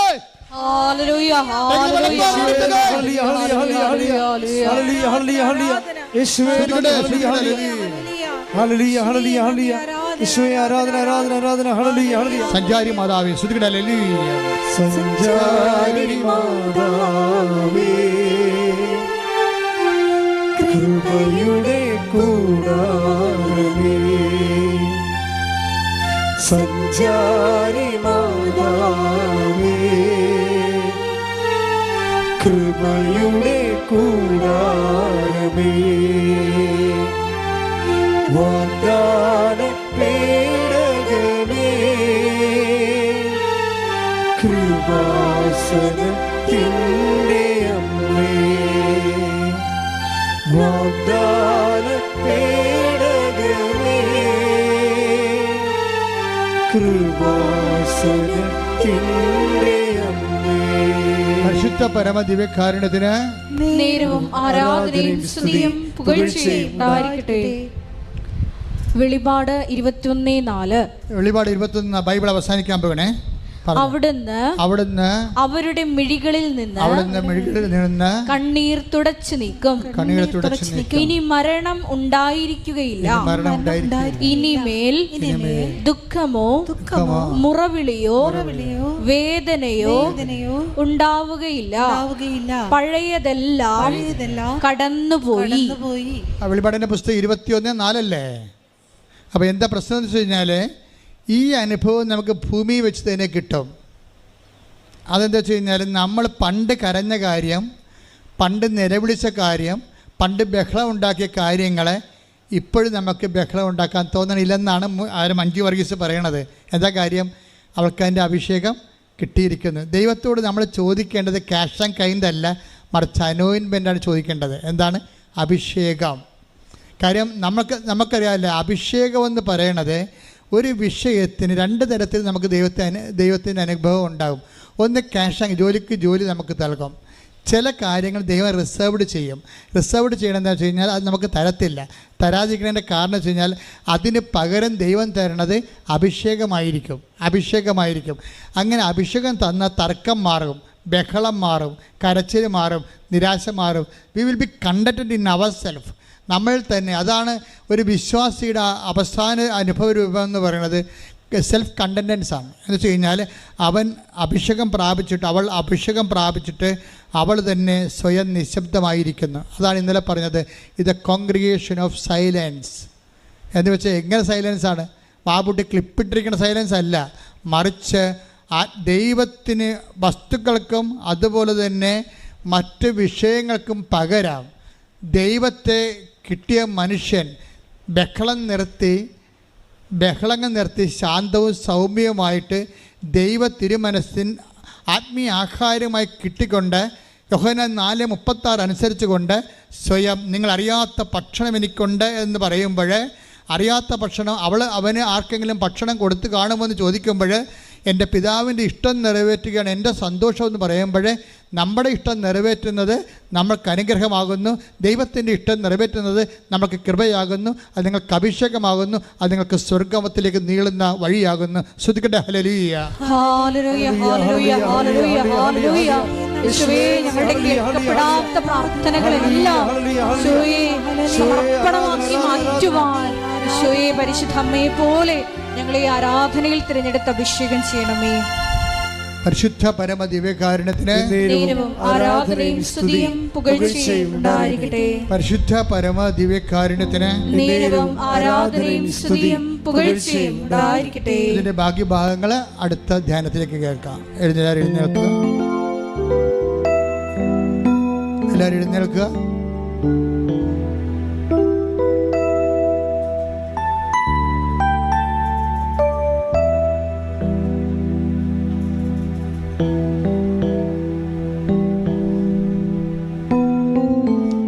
പരിശുദ്ധ പരമ ദിവ്യകാരുണ്യത്തിന് ആരാധനയും സ്തുതിയും പുകഴ്ചയും ഉണ്ടായിരിക്കട്ടെ. കർത്താവിൻ്റെ തിരുസന്നിധിയിൽ നമ്മൾ നിൽക്കുന്നത്, നിങ്ങളുടെ ബോഡിയിലെ രക്തോട്ടമൊക്കെ ഇങ്ങനെ നിലച്ച പോലെ അങ്ങനെ ഇരിക്കുന്നത് കൊണ്ട് വേർത്തത് കൊണ്ടാണ് അച്ഛൻ എഴുന്നേൽപ്പിച്ചത്. ഞാൻ കുറച്ച് നേരം പാടി കർത്താവ് സ്തുതിക്കട്ടെ. ഹല്ലേലൂയ ഹല്ലേലൂയ ഹല്ലേലൂയ ഹല്ലേലൂയ. ആരാധന മഹത്വം ഹല്ലേലൂയ ഹല്ലേലൂയ യേശുവേ ഹല്ലേലൂയ ഹല്ലേലൂയ. യേശുവേ നന്ദി, യേശുവേ ആരാധന. യേശുവേ ഞങ്ങൾ കേട്ട വചനങ്ങളെ പറ്റി ഞങ്ങൾ ധ്യാനിച്ചു പ്രാർത്ഥിക്കുന്നു. ഞങ്ങളുടെ കേൾക്കപ്പെടാത്ത പ്രാർത്ഥനകളെല്ലാം, നടക്കാതെ പോയ ആഗ്രഹങ്ങളെല്ലാം യേശുവേ ദൈവഹിതത്തിന് പൂർണ്ണമായി സമർപ്പിച്ചുകൊണ്ട് ദൈവരാജ്യത്തെ മുൻനിർത്തി യാത്ര ചെയ്യുവാൻ ഈശോയെ ആരാധനയിലൂടെ ഞങ്ങൾ അഭിഷേകം ചെയ്യണമേ. ഹല്ലേലൂയ ഹല്ലേലൂയ ഹല്ലേലൂയ. അപ്പോസ്തലർ ആരാധിച്ചൊരു പരിശുദ്ധാത്മാവേ, വിശ്വാസത്താൽ അങ്ങേ ഞങ്ങൾ ആരാധിക്കുന്നു. പാടാം. അപ്പോസ്തലർ ആരാധിച്ചൊരു പരിശുദ്ധാത്മാവേ, വിശ്വാസത്താൽ അങ്ങേ ഞങ്ങൾ ആരാധിക്കുന്നു. പാടാം. അപ്പോസ്തലർ ആരാധിച്ചൊരു പരിശുദ്ധാത്മാവേ, വിശ്വാസത്താൽ അങ്ങേ ഞങ്ങൾ ആരാധിക്കുന്നു. മാളിക മുകളിൽ തീയായി വന്നൊരു പരിശുദ്ധാത്മാവേ, ദാഹത്തോടെ അങ്ങേ ഞങ്ങൾ ആരാധിക്കുന്നു. മാളിക മുകളിൽ തീയായി വന്നൊരു പരിശുദ്ധാത്മാവേ, ദാഹത്തോടെ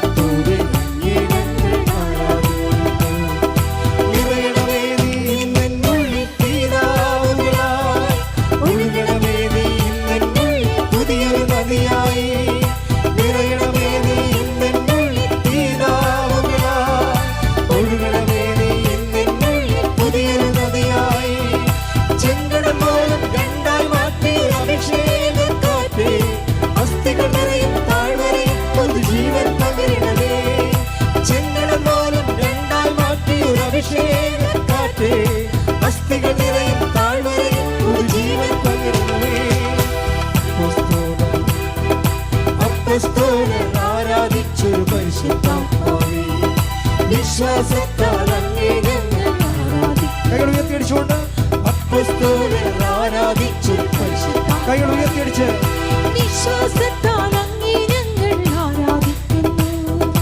മാളികമുറിയിൽ തീയായി വന്നൊരു പരിശുദ്ധാത്മാവേ, ദാഹത്തോടെ അങ്ങേ ഞങ്ങൾ ആരാധിക്കുന്നു. മാളികമുറിയിൽ തീയായി വന്നൊരു പരിശുദ്ധാത്മാവേ, ദാഹത്തോടെ അങ്ങേ ഞങ്ങൾ ആരാധിക്കുന്നു.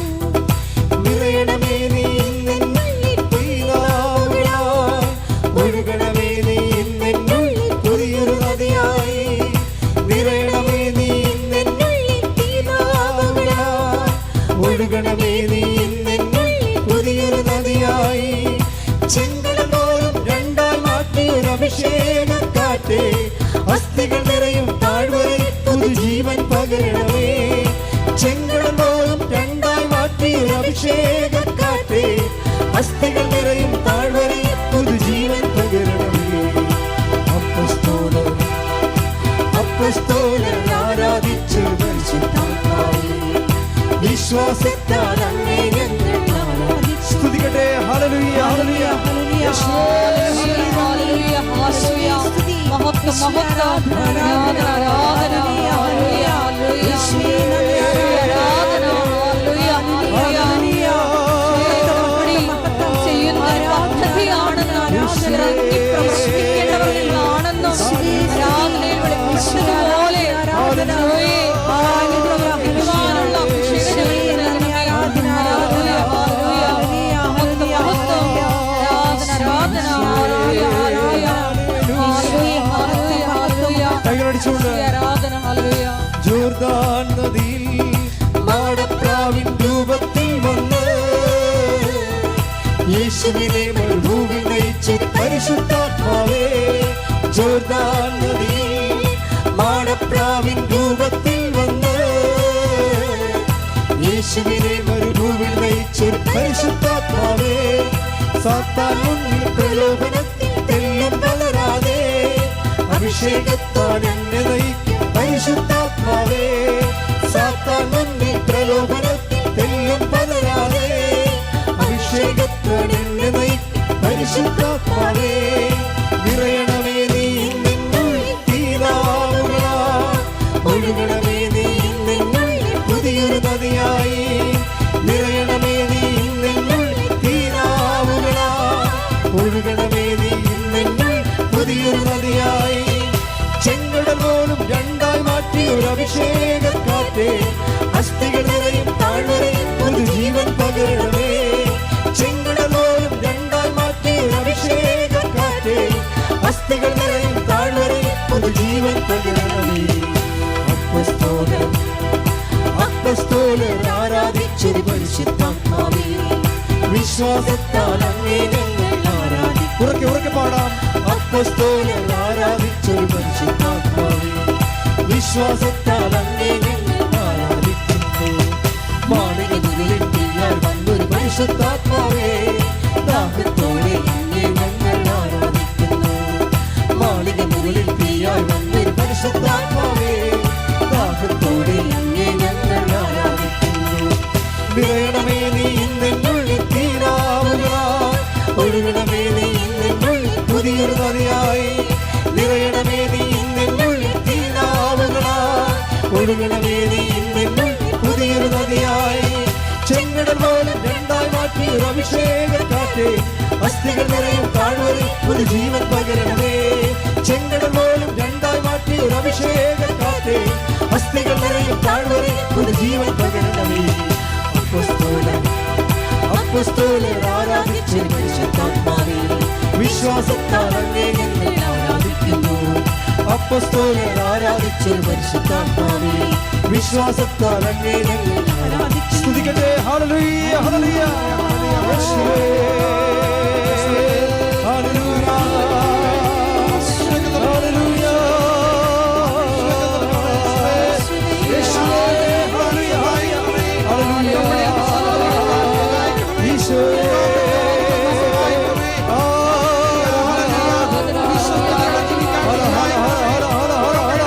ഹല്ലേലൂയ,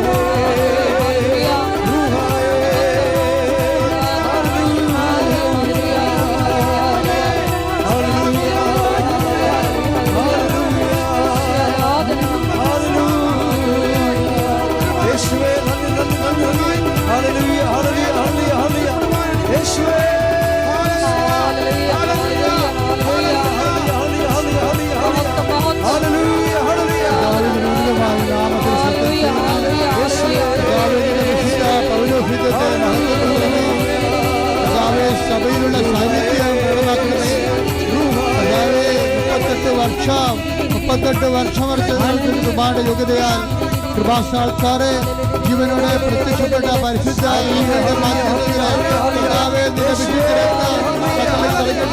എല്ലാവരും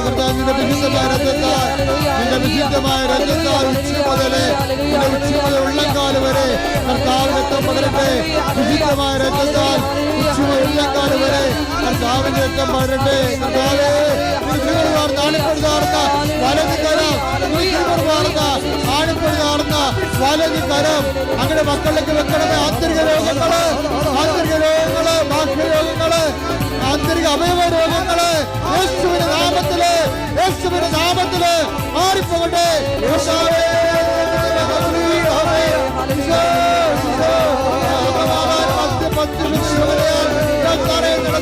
പതിനായിരക്കണക്കിന് ആരാധന ശക്തിയാൽ തടസ്സങ്ങള് യേശു ക്രിസ്തുവിന്റെ നാമത്തില് മാറിപ്പോകട്ടെ.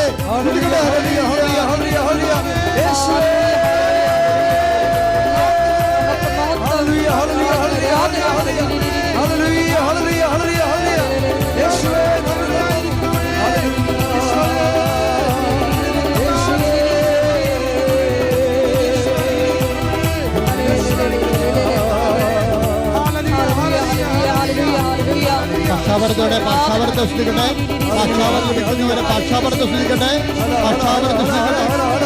Jesus Christ, pour out His Spirit, that is the fire finger, shock with the precious blood, the authority of the Catholic Church, with the power of Jesus Christ, God meant to come a holy priesthood. I command you, in the name of Jesus Christ we heal.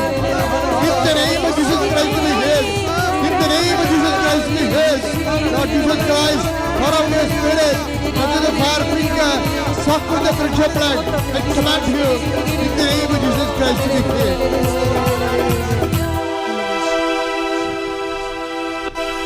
കണ്ണുകളടച്ച് കൈകൾ കൂപ്പി മൗനമായി പ്രാർത്ഥിക്കേണ്ട സമയമാണ്.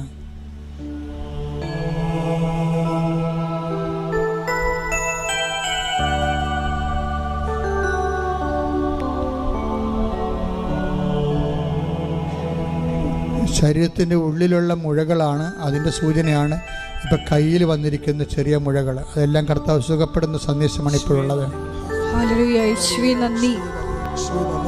ചില ആന്തരിക അവയവങ്ങളുടെ തൊലികൾ ഞെറിഞ്ഞു പോകുന്നതായിട്ട് കാണുന്നുണ്ട്.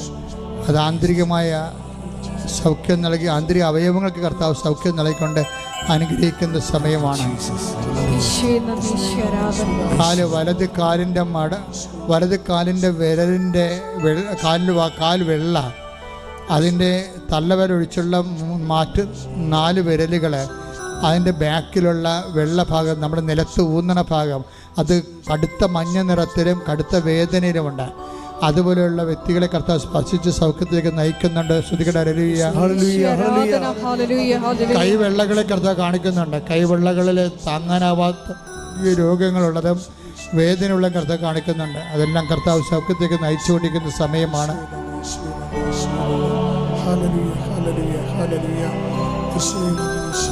കക്ഷത്ത് എപ്പോഴും ബലമായിട്ട് ഇങ്ങനെ നീര് വന്ന് കല്ലച്ച് പോയി കിടക്കും. തപ്പി ഇങ്ങനെ നോക്കുമ്പോൾ ഭയങ്കര ബലമായിട്ട് തോന്നും. ആ വ്യക്തിയെയും കർത്താവ് സുഖപ്പെടുത്തിക്കൊണ്ടിരിക്കുന്നു. ഇങ്ങനെ ഒരു സ്ട്രെച്ചർ ഉപയോഗിച്ച് നടക്കുന്ന വ്യക്തിയെ കാണിക്കുന്നുണ്ട്. അദ്ദേഹത്തെ ഇന്നു മുതൽ കർത്താവ് അദ്ദേഹത്തിന് പതുക്കെ സൗഖ്യത്തേക്ക് നയിക്കും. സ്ട്രെച്ചർ ഉപയോഗിച്ചാൽ പോലും പരസഹായമില്ലാതെ ബാത്റൂമിൽ പോകാൻ പറ്റാത്ത വ്യക്തിയാണ്. ആ വ്യക്തിയെയും കർത്താവ് ഇനി ഈ സ്ട്രെച്ചർ ഉപയോഗിച്ചുകൊണ്ടിരിക്കുന്നവരെ കർത്താവ് സ്പർശിക്കുന്ന സന്ദേശമുണ്ട്. ആന്തരിക അവയവങ്ങൾ കരളുകളും അതുപോലെ തന്നെ കുടലും, പിന്നെ ചില എനിക്ക് പേര് അറിയാത്ത ചില അവയവങ്ങളെ, ആന്തരിക അവയവങ്ങളെ കർത്താവ് കാണിക്കുന്നുണ്ട്. രക്തമയം നഷ്ടപ്പെട്ടിരിക്കുന്നു. ആ കർത്താവ് ഇടതുവശത്തുള്ള ആന്തരിക ഉദരത്തിൻ്റെ നമ്മുടെ പൊക്കിളിൻ്റെ ഇടതുവശത്തുള്ള അകത്തുള്ള ഒരു അവയവത്തിന് അത് രക്തമയം നഷ്ടപ്പെട്ടിരിക്കുന്നു. ആ രോഗിയെ കർത്താവ് സൗഖ്യപ്പെടുത്താനായിട്ട് സന്ദേശമുണ്ട്. കുറച്ച് നേരമായി ഇങ്ങനെ മൂക്കിൻ്റെ പെട്ടിയും ഒക്കെ കാണിക്കുന്നുണ്ട്. അവൻ അഡിനോയിഡിൻ്റെ രോഗങ്ങളെ കർത്താവ് കാണിക്കുന്നുണ്ട്. കർത്താവ് അവിടെ സ്പർശിച്ചുകൊണ്ടിരിക്കുകയാണ്. ശ്രദ്ധിക്കട്ടെ, കണ്ണുകൾ അടച്ചിരിക്കുന്നു, കണ്ണുകൾ തുറക്കാൻ പറ്റുന്നില്ല.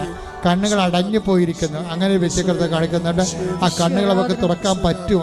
കണ്ണ് തുറന്ന് കാഴ്ച കാണാൻ പറ്റും. കണ്ണ് പോളയുടെ പീലിയുടെയോ ആ ഒരു ബലം നഷ്ടപ്പെട്ടതാണ് കാണിക്കുന്നത്. കർത്താവ് അവിടെ അവരെ സൗഖ്യപ്പെടുത്തുന്നുണ്ട്. അവരെ കർത്താവിലേക്ക് കടന്ന് ആ വ്യക്തികളെ കർത്താവ് സ്പർശിക്കുന്നുണ്ട്.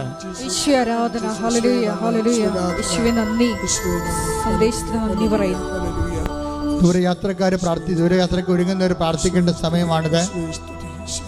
ആശുപത്രി കിടപ്പ് രോഗികളായിട്ടുള്ളവരും കീമോ എടുത്തുകൊണ്ടിരിക്കുന്നവരും പ്രാർത്ഥിക്കേണ്ട സമയമാണിത്. കർത്താവെ കൃപാസനത്തിൽ വന്ന് സാക്ഷ്യം പറയാൻ, മാതാവിൻ്റെ പ്രത്യക്ഷപ്പെടുന്ന സാക്ഷിയാക്കാൻ, എന്നെ സാക്ഷിയാക്കണമെന്നാണ് അവരിപ്പോൾ പ്രാർത്ഥിക്കേണ്ടത്. എന്തോ നഷ്ടപ്പെട്ടത്, പുതുക്കി കിട്ടാത്ത പാസ്പോർട്ട്, ഇടത് കൈ സാധാരണ പാസ്പോർട്ട് കൊണ്ട് നടക്കുന്ന ഇടത് കൈയിലാണെന്ന് തോന്നുന്നു. അങ്ങനെ ഒരു വ്യക്തി പ്രത്യേകം സൂക്ഷിക്കുക. കാര്യം സൂക്ഷിക്കുകയല്ല, അദ്ദേഹം നടന്നുകൊണ്ടിരിക്കുന്ന രേഖകളുമായിട്ട് നടന്നുകൊണ്ടിരിക്കുന്ന ആൾക്കാർ, അതിൻ്റെ പെൻഡിങ് തടസ്സങ്ങളുള്ളത് കർത്താവ് നീക്കുന്ന സമയമാണ്. രേഖ സംബന്ധമായ കാര്യങ്ങൾ, വിസ, പാസ്പോർട്ട്, PR അങ്ങനെയുള്ള എന്തെങ്കിലും രേഖകൾ സംബന്ധമായ റേഷൻ കാർഡ് ഉൾപ്പെടെയുള്ള കാര്യങ്ങളിൽ തടസ്സമുള്ളവർ ഇപ്പോൾ പ്രാർത്ഥിക്കേണ്ട സമയമാണ്. അതുപോലെ ഇടയ്ക്ക് കയറി പറയുകയാണ്. അതുപോലെ തന്നെ വയറിൽ നിന്ന് ഒരിക്കലും വയറിന് ഭക്ഷണം കഴിക്കാൻ പറ്റുന്നില്ല, ആഹാരം കഴിക്കാൻ പറ്റുന്നില്ല, വയറിൽ നിന്ന് ഒഴിഞ്ഞു പോകുന്ന പോലെ എപ്പോഴും തോന്നും. അതുകൊണ്ട് ഭക്ഷണം കഴിക്കാൻ പേടിയാണ്, വയറ്റിൽ ആഹാരം പിടിക്കണില്ല. അങ്ങനെ വ്യക്തിയെ കർത്താവ് ഉദരത്തെ സ്പർശിച്ചുകൊണ്ട് പ്രാർത്ഥിച്ചുകൊണ്ടിരിക്കുന്ന സമയമാണ്.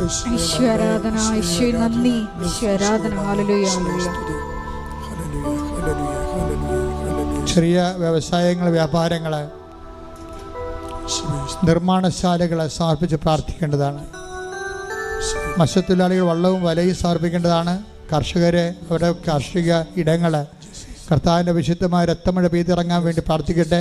എല്ലാ കീടനാശിനികളും അതുപോലെ തന്നെ എല്ലാവിധ ക്ഷുദ്രജീവികളും ജന്തുക്കളും നിങ്ങളുടെ പണിപ്പാടുകളിൽ നിന്ന് വിട്ടുമാറാൻ വേണ്ടി പ്രാർത്ഥിക്കട്ടെ. അതിനുവേണ്ടി പ്രാർത്ഥിക്കുന്നവർക്ക് കർത്താവ് ഉത്തരം നൽകുന്നുവെന്ന സൂചനയാണുള്ളത്. കാലാവസ്ഥ ഭേദങ്ങളിലൂടെ ഉണ്ടാകുന്ന ദുരിതങ്ങൾ തൊഴിൽ മേഖലയെ ബാധിച്ചിട്ട് കുടുംബങ്ങൾ പട്ടിണിയായി പോകുന്ന അവസ്ഥകളുണ്ട്.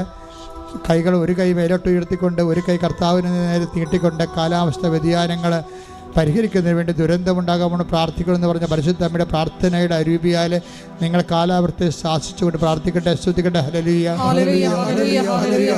എൻ്റെ കർത്താവിൻ്റെ ഉന്നതമായ നാമത്തിൽ സ്വസ്ഥം ചെയ്യുന്ന കാലാവസ്ഥ വ്യതിയാനം കാരണം മനുഷ്യരാശി ഏറെക്കുറെ വളരെയേറെ വേദനിക്കുകയും കഷ്ടപ്പെടുകയും പലരുടെയും ജീവിത മാർഗ്ഗങ്ങളും നഷ്ടപ്പെടുകയും ചെയ്യുന്ന അവസ്ഥകളിൽ കർത്താവെ കരയുടെയും കടലിൻ്റെ മേൽ അതിനാഥനായ കർത്താവ് നിൻ്റെ ആണിപ്രധാന വരദരം കാറ്റിനെ സമീപിച്ചുകൊണ്ട് കടലിനെ ശാന്തമാക്കിയതിൻ്റെ വരദകരം കാലാവസ്ഥകളും നിറയട്ടെ ഉയരട്ടെ എന്ന് പ്രാർത്ഥിക്കുന്ന യേശുക്രിസ്തു ഉന്നതമായ നാമത്തിൽ അനുകൂലമായ കാലാവസ്ഥ മനുഷ്യരാശിക്ക് ലഭിക്കട്ടെ. ശ്രുതിക്കട്ടെ. ഹല്ലേലൂയ.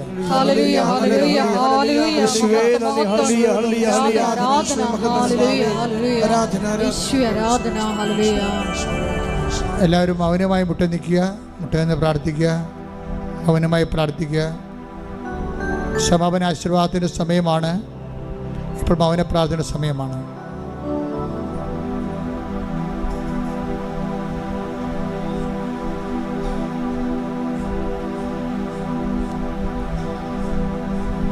പരിശുദ്ധാത്മാവിന് വേണ്ടിയാണ് പ്രാർത്ഥിക്കേണ്ടത്. ഞാൻ കർത്താവിനെ തൊട്ടപ്പോൾ ചിറകുള്ള ഒരു ദൈവിക രൂപമാണ് കണ്ടത്. ഇപ്പോൾ നിങ്ങൾ വേറെ ഒന്നും പ്രാർത്ഥിക്കരുത്. പരിശുദ്ധാത്മ നിറയാൻ വേണ്ടി പ്രാർത്ഥിക്കുക.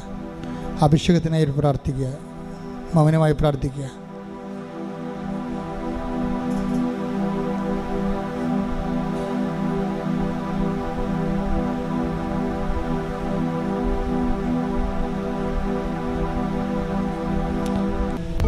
ഒരിക്കൽ കൂടി മരിയൻ ഉടമ്പടിയിൽ സമർപ്പിച്ചിരിക്കുന്ന എല്ലാ വിഷയങ്ങളും ദൈവമാതാവിൻ്റെ മധ്യസ്ഥയിൽ ദിവ്യകാരുണ്യ സന്നിധിയിൽ സമർപ്പിച്ച് ഒരു നിമിഷം നമുക്ക് മൗനമായിട്ട് പ്രാർത്ഥിക്കാം.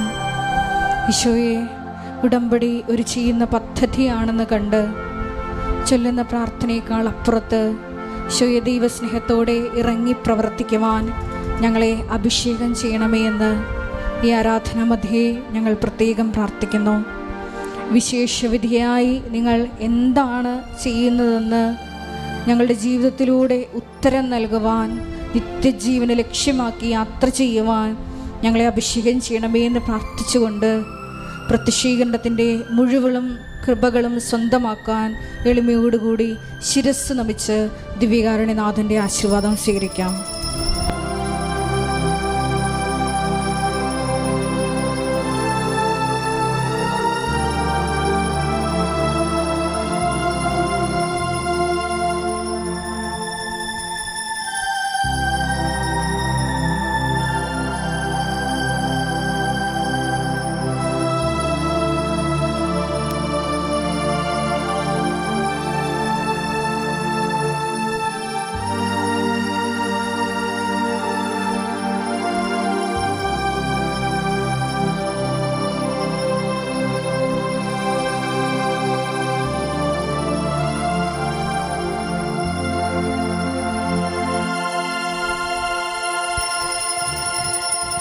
പരിശുദ്ധ പരമമാ ദിവ്യകാരുണ്യമേ,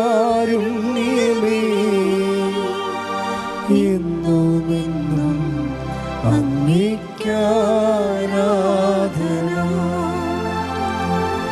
പരിശുദ്ധ പരമമാ ദിവ്യകാരുണ്യമേ, എന്നുമെന്നും അങ്ങേയ്ക്കാരാധന. പരിശുദ്ധ പരമമാ ദിവ്യകാരുണ്യമേ, എന്നുമെന്നും അങ്ങേയ്ക്കാരാധന.